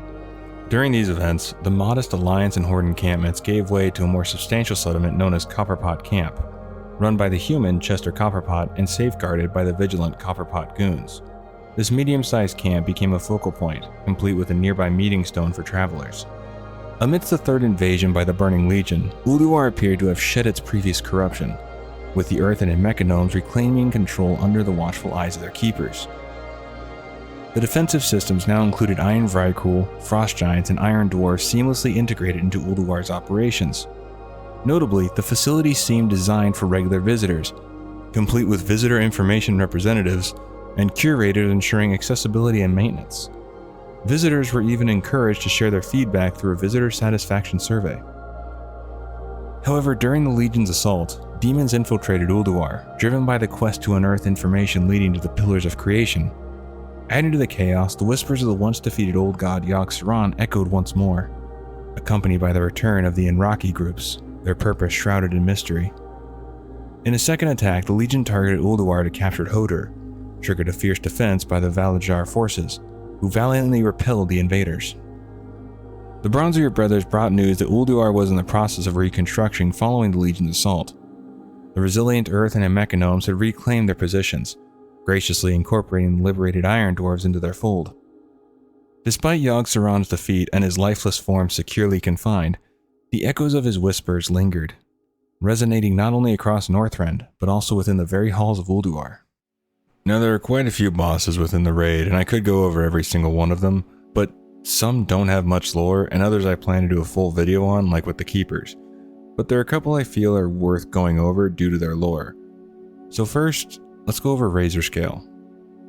I've mentioned Razor Scale a little bit, but I think it's worth talking a little bit more about Razor Scale. In the majestic Storm Peaks, Varanus reigns as the revered broodmother of the Proto-Dragons. She roamed freely until Thorm desired his loyal Drake by his side once again to confront his duplicitous brother. It had been a long time since they had ridden together. When the adventurer assists Thorm in reclaiming his old friend, finding her at her nest, they face Loken. However, things don't go as planned as discussed earlier. The story takes a sad turn. Instead of defeating Loken as Thorm had envisioned, he and Varanus are taken captive into Ulduar. While Thorm falls under Yogg-Saron's control, Varanus is manipulated as well, with metal plates attached to her body by Ignis, and she becomes Razor Scale. She becomes lost when Yogg takes over her mind, forcing the adventurers to end her life, preventing her from soaring freely again. In the end, we hope she is at peace. Next up, we have Algalon the Observer. After Azeroth's grand reshaping, the Pantheon geared up for their departure, eager to seek out New World souls. As a parting gift, they selected the constellar Algalon the Observer to stand sentinel and watch over the world. Amenthul, foreseeing the potential havoc the old gods could wreak, took precautionary measures. In case corruption threatened to engulf Azeroth, Algalon would be summoned to assess the situation. Based on his findings, Algalon would either transmit the benign reply code Alpha if corruption was absent, or the ominous reply code Omega if it was present. Omega, once triggered, would activate the Forge of Origination, purging the planet of life and corruption. Despite the devastation, the world's soul would endure. Algalon's presence on Azeroth could be prompted by two scenarios, either a direct summoning through Titan machinery in Ulduar or elsewhere, or the demise of the Prime Designate, the Pantheon's chosen defender responsible for safeguarding the planet, overseeing Yogg-Saron's prison, and maintaining the Forge of Wills. Driven to the brink of madness by the Pantheon's deafening silence and haunted by the whispers of Yogg-Saron, Keeper Loken succumbed to the turmoil within. The unintentional demise of his beloved Sif further fueled his descent into insanity. In a daring move, Loken orchestrated a coup against his fellow Keepers within the confines of Ulduar. Emerging victorious over what he perceived as threats, Loken seized control of the facility's machinery. In a bold and audacious act, he crowned himself Prime Designate, snatching the esteemed title from the grasp of Keeper Odin. Paralyzed by the fear that one of his fellow Keepers might expose his treachery by contacting Algalon or the Titans, Loken took drastic measures. He deliberately sabotaged Ulduar's communication devices, forever silencing any connection to the Pantheon or Azeroth's Celestial Guardian. In the midst of the war against the Lich King, Loken and his formidable armies posed a dire threat to the world's delicate equilibrium. The Prime Designate met his end in the Halls of Lightning, defeated by champions representing both the Horde and the Alliance. As the news of Loken's demise echoed, Algalon the Observer swiftly returned to Azeroth, prompted by the signal of the Fallen Keeper's death. Venturing deeper into the facility after conquering the malevolent old god Yogg-Saron, adventurers guided by the intrepid Bran Bronzebeard reached the Celestial Planetarium. There, they bore witness to the arrival of Algalon, initiating his critical analysis of Azeroth's corruption levels. The Constellar issued a grave warning. If systemic corruption was detected, he would be compelled to trigger the re-origination process, deeming it necessary for the greater cosmic order. As Bran sought to disrupt Algalon's signal, his companions engaged in a fierce battle to thwart the Observer's attempt to commence the Purge. Despite Algalon's assertion that the mortals were destined to lose, the champions emerged victorious, challenging the Constellar's preconceptions about the flaws of their kind. Acknowledging the fallibility of his calculations, Algalon amended the reply code to abort re-origination, bestowing the code upon Bran and his allies. He cautioned that in the absence of a response from the Observer, re-origination would proceed regardless. He advised Bran to send the code from somewhere close to the sky. Algalon then vanished, choosing to observe Azeroth from a distant vantage point in the years to follow. Bran, convinced that Dalaran was the ideal location for transmitting the signal, hurriedly left Ulduar. Racing to the Mage City, he handed the code to Ronan, the leader of the Kirin Tor.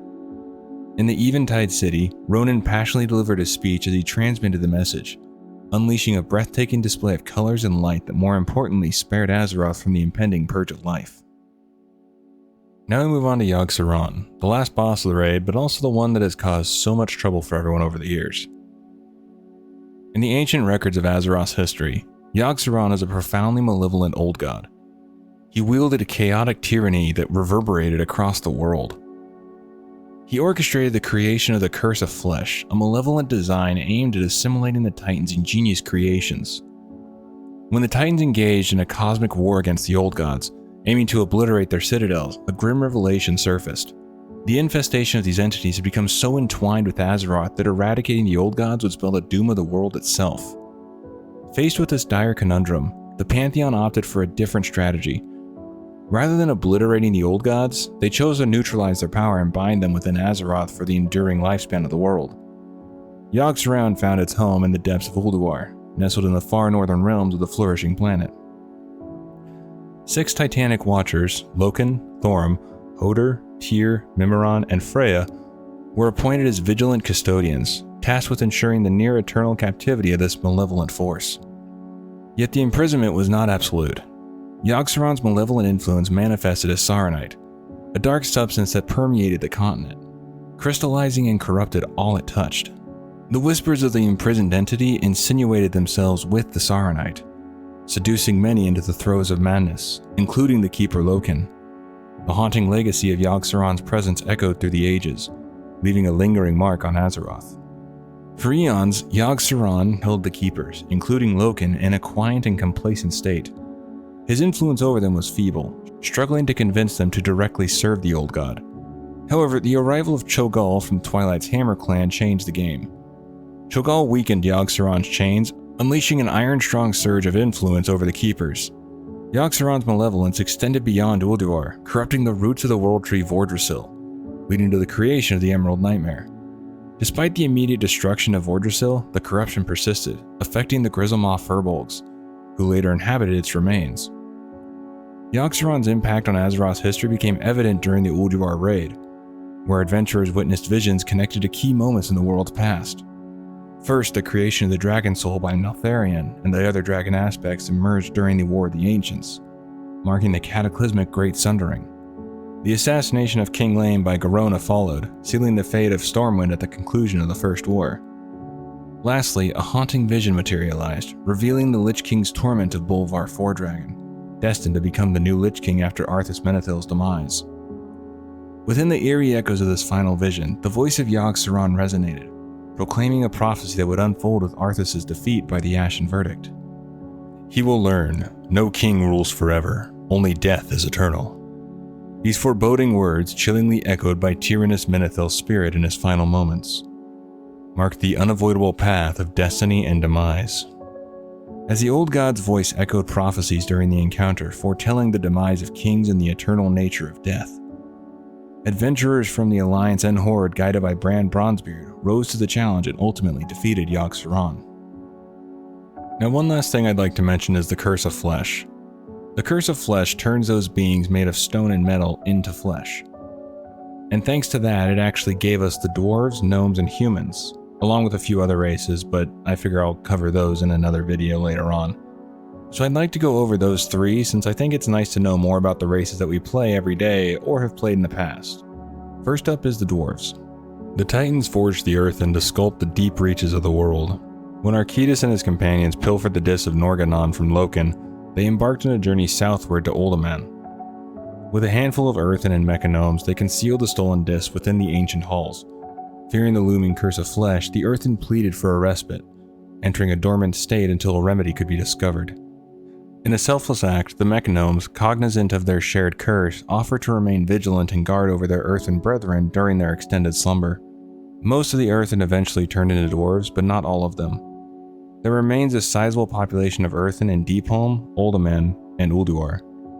Now, while quite a few earthen sought refuge within Uldaman, not all of them did. Others rallied alongside the Night Elves under the command of Jarod Shadowsong to confront the impending threat of the Burning Legion. As the War of the Ancients unfolded, culminating in the cataclysmic implosion of the Well of Eternity and the subsequent Great Sundering, the still awakening earthen keenly felt the reverberations of the Earth's agony.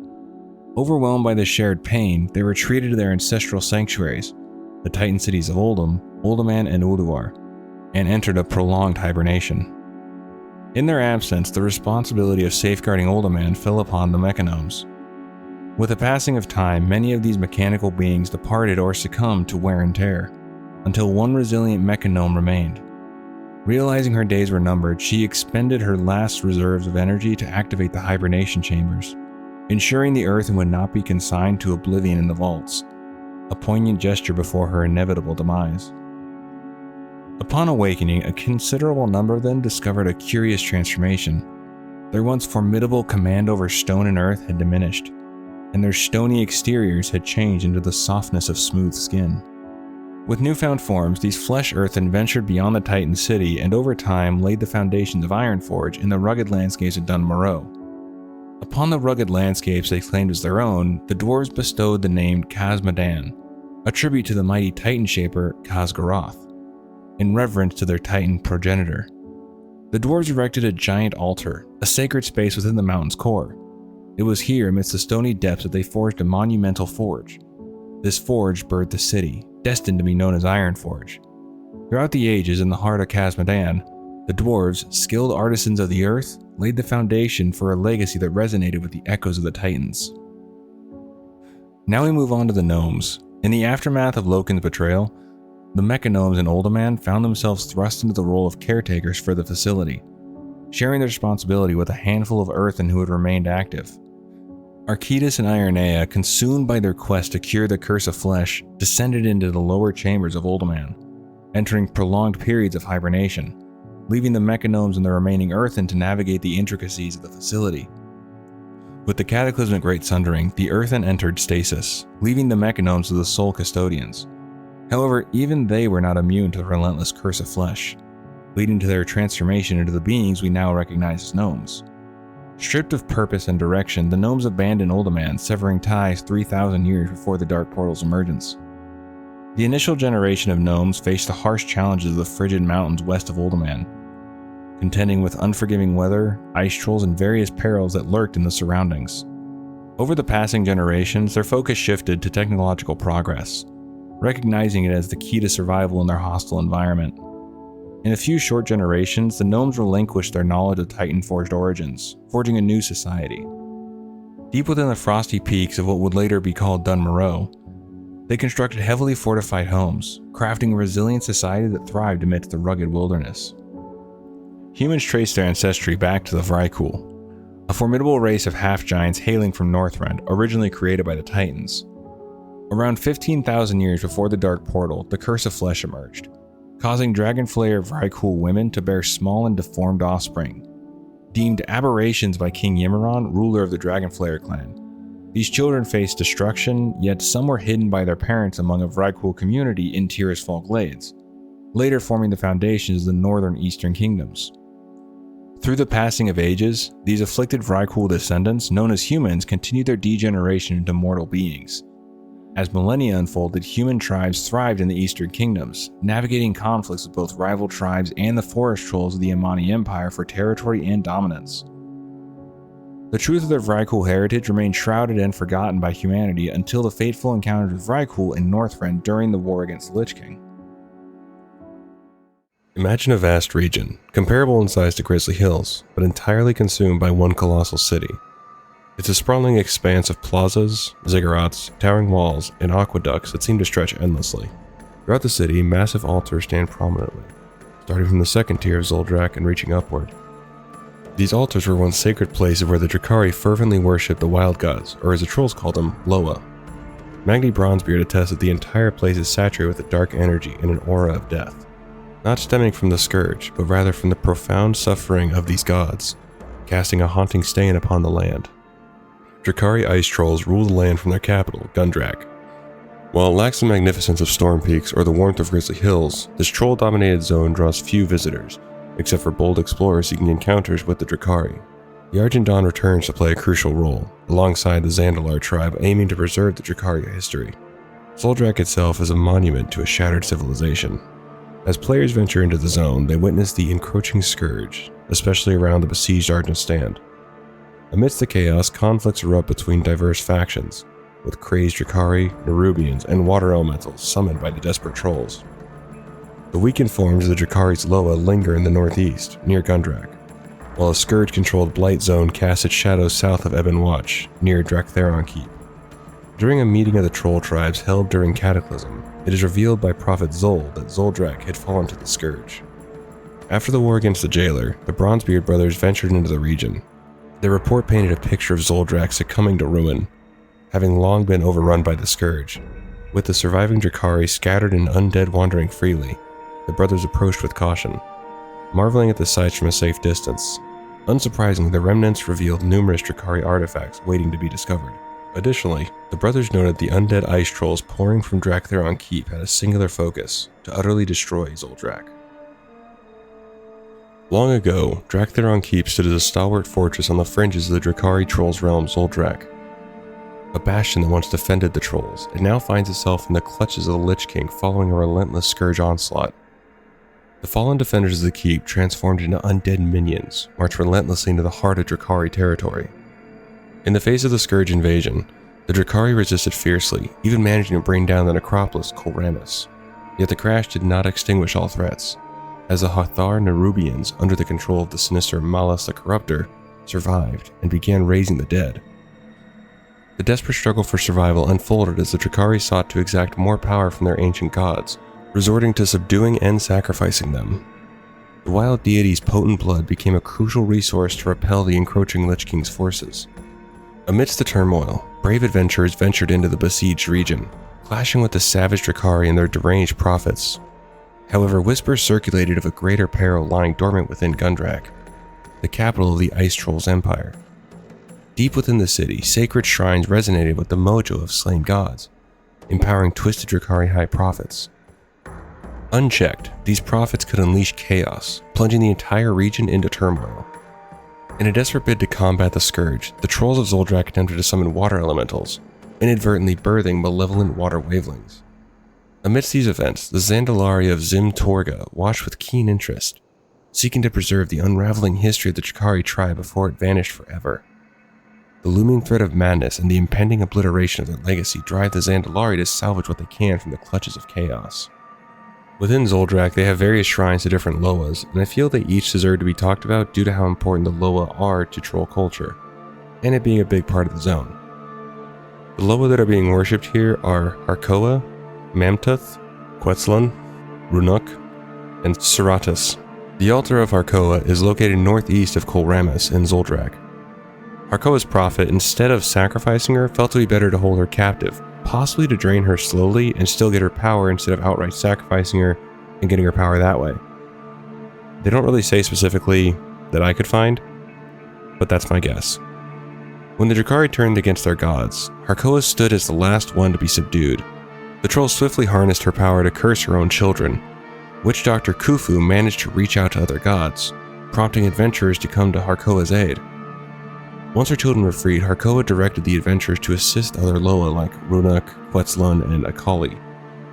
However, she couldn't help some, like Mamtuth, which saddened her deeply. In a twist, Akali met his end at the hands of his prophet. Harkoa and Witch Doctor Khufu teamed up to ensure the prophet's demise. Personally joining the fight, she guided adventurers to make sure the prophet was defeated. After this, she sent them to meet Tolmar, who instructed them to dismantle the Gundrak leadership. She also has a mate named Lok Nahak, who can be found in Sholazar Basin. Once, the altar of Mamtuth stood proud, a temple nestled southeast of Zul'Drak's stronghold. Its purpose? To sacrifice the Mammoth god. However, when Mamtuth discovered the sinister plot of his worshippers to sacrifice him and seize his power, he took matters into his own hands, metaphorically. Mamtuth obliterated himself, his temple, and all those present, birthing the Mamtuth crater in the aftermath. Now all that lingers is a crater teeming with an eerie blue ooze, which is what remained of his blood, a haunting reminder of his sacrificial demise. His children can be found trampling the formal disciples around the crater. After the war against the jailers, the Bronzebeard brothers visited the altar and reported that the crater was still crawling with his blood.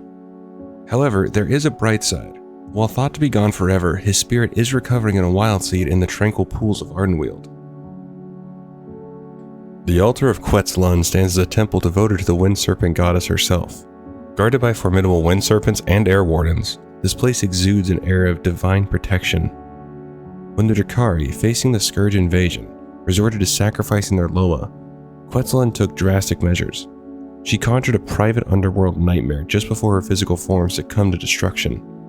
In this dark realm, she ensnared her former worshippers and high priests, ensuring they faced the consequences of their betrayal.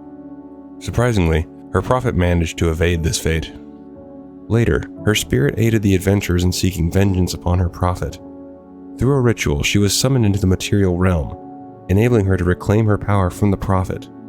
With her restored strength, she drew him into her underworld domain, perpetually condemning him to eternal and repetitive demise. In the aftermath of the Jailers' War, the Bronzebeard brothers explored the altar. Their report? The temple stands strong. Wind serpents still grace its presence, and an eerie aura persists in the air. In the chilly reaches of Zul'Drak, the altar of Runuk stands, an icy temple dedicated to honoring him, the Arctic bear god. Surrounded by vast stretches of snow, it befits the realm of this polar bear deity. As the Drakari turned to sacrificing their Loa to combat the encroaching scourge, Runuk faced a grim fate. His physical form endured, kept alive by his corrupted followers, while his spirit remained trapped and tormented, relegated to the role of a helpless spectator. A group of brave adventurers emerged as saviors, putting an end to Runuk's prolonged suffering and released him from his torment. He tells you that it needs to be done, and he apologizes as he fights back, saying, "Even for me, the will to survive is strong." However, upon returning the quest to Harkoa, she says, he someday will return, and his spirit will live forever. You'll find Seratus at the altar of Seratus, the Drakari Loa of serpents and snakes. However, a visit reveals that the physical form of this Loa is no more.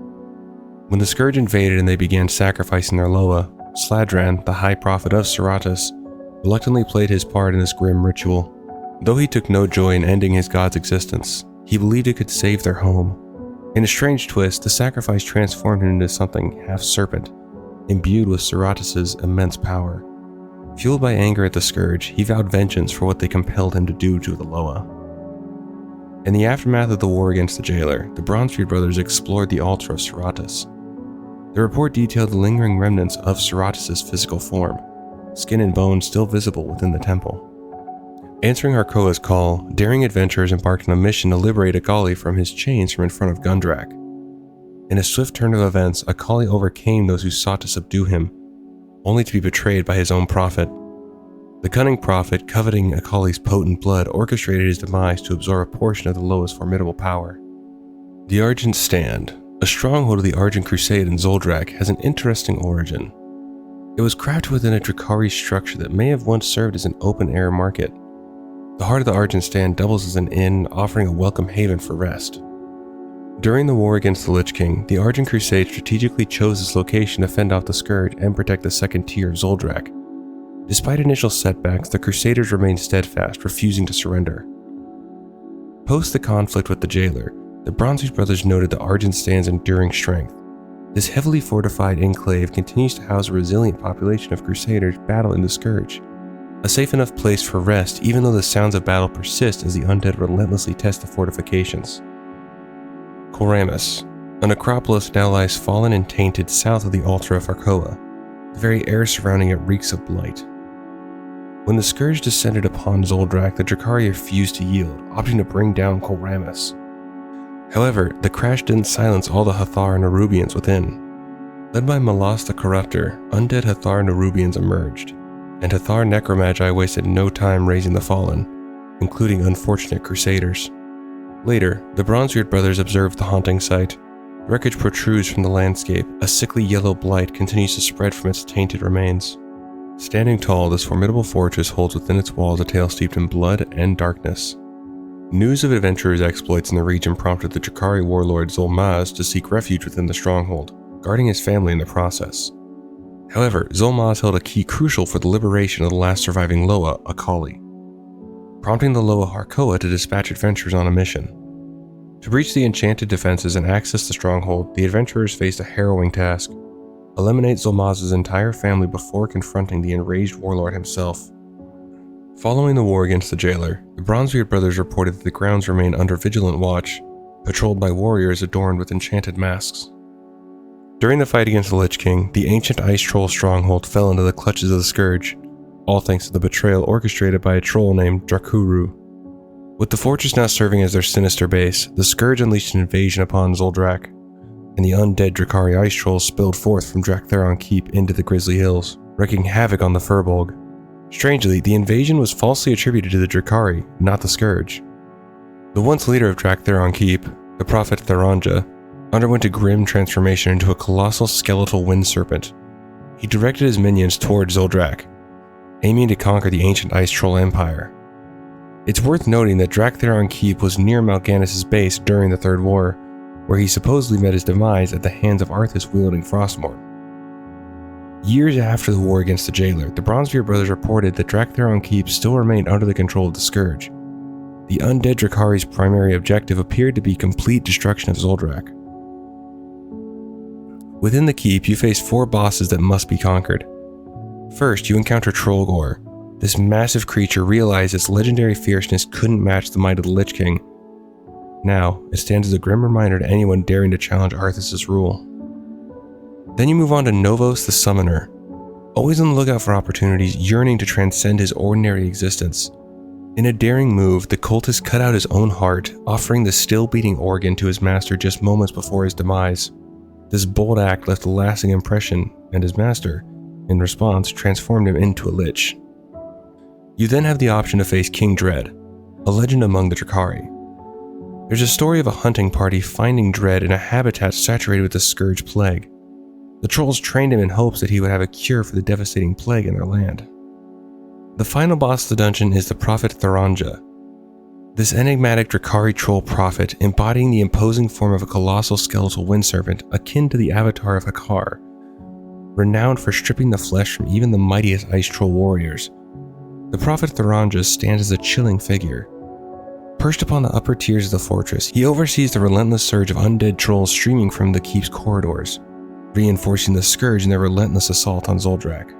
Within the ominous Draktheron Keep, Tharanja underwent a transformation, aligning himself with the Scourge as an undead ally. Now there is another dungeon, and that is the capital of Zul'Drak, which is Gundrak. Deep within the city's recesses, the sacred shrines are believed to be saturated with the potent mojo of gods laid to rest. Enveloped in this ominous energy, the corrupted Drakari High Prophets thrive, steadily amplifying their influence over devoted followers, granting them unparalleled strength. Should this ominous power remain unchecked, the trolls of Gundrak may soon unleash their growing might, throwing the entire region into disarray. The Grand Mosaic Circle, situated before Gundrak's steps, serves as the final sanctuary for the twisted Drakari prophets and their Loa, the rhino god Akali. Before liberation could be achieved, Akali fell victim to his prophet, who consumed his blood and seized his divine power. For a time, the High Prophets Galdara, Morabi, and Sladrin held Zul'Drak, but the reign was ultimately brought to an end by daring adventurers. After the war against the Jailer, the Bronzebeard brothers ventured to Zul'Drak and delivered a somber report. The once thriving capital, the pulsating heart of Zul'Drak, had been reduced to mere ruins. Now the only inhabitants were the echoes of the dead and the haunting presence of the undead. Now within Zul'Drak, there are 4 bosses you will always have to kill, but then there's one optional boss that you can do on heroic difficulty. The 4 consistent bosses are Sladrin, the Drakari Colossus, Morabi, and Galdara, and then the optional boss is Ek the Ferocious. Now Sladrin took no pleasure in sacrificing the Loa he had served his whole life, but he felt he had no other choice. After sacrificing his Loa, Seratus, and feeling the power surge through his body, he swore that the Scourge would suffer for the atrocities the Drakari trolls were forced to commit. We then have the Drakari Colossus. The trolls' mastery of Mojo and their voodoo magic has been a long-standing tradition. However, they achieved a groundbreaking feat by combining these magical forces to form a golem. The initial triumph paved the way for the birth of countless sentinels, all born from the very first creation, the formidable Colossus. Then you move on to Morabi. Once a high prophet of Mamtuth, the Drakari mammoth god, Morabi is a Drakari ice troll with a shadowed past. In a desperate move to combat the relentless scourge threat encroaching upon Drakari lands, the tribe sacrificed Mamtuth along with their other animal gods.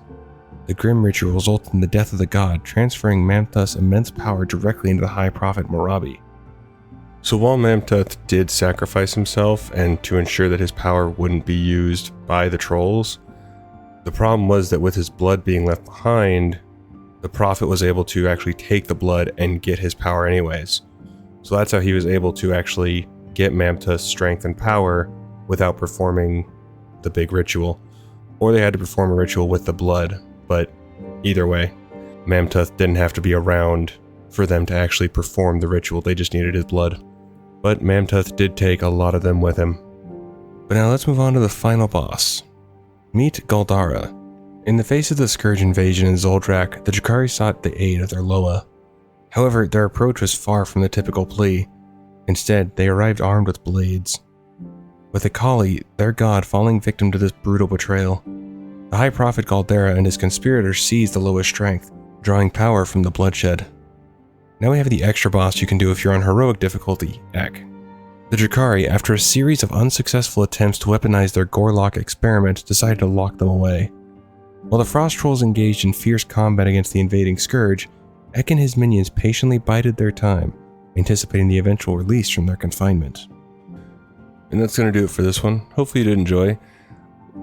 Zul'Drak was a lot darker than I remember, although to be honest, I don't really remember much of the older lore, so doing all this is quite fun for me to learn all of this. But I am quite enjoying going back and finding out all this new information that isn't really new, but is new to me. So hopefully you enjoyed. I'll see you in the next one. Do take care of yourself. Thanks for watching.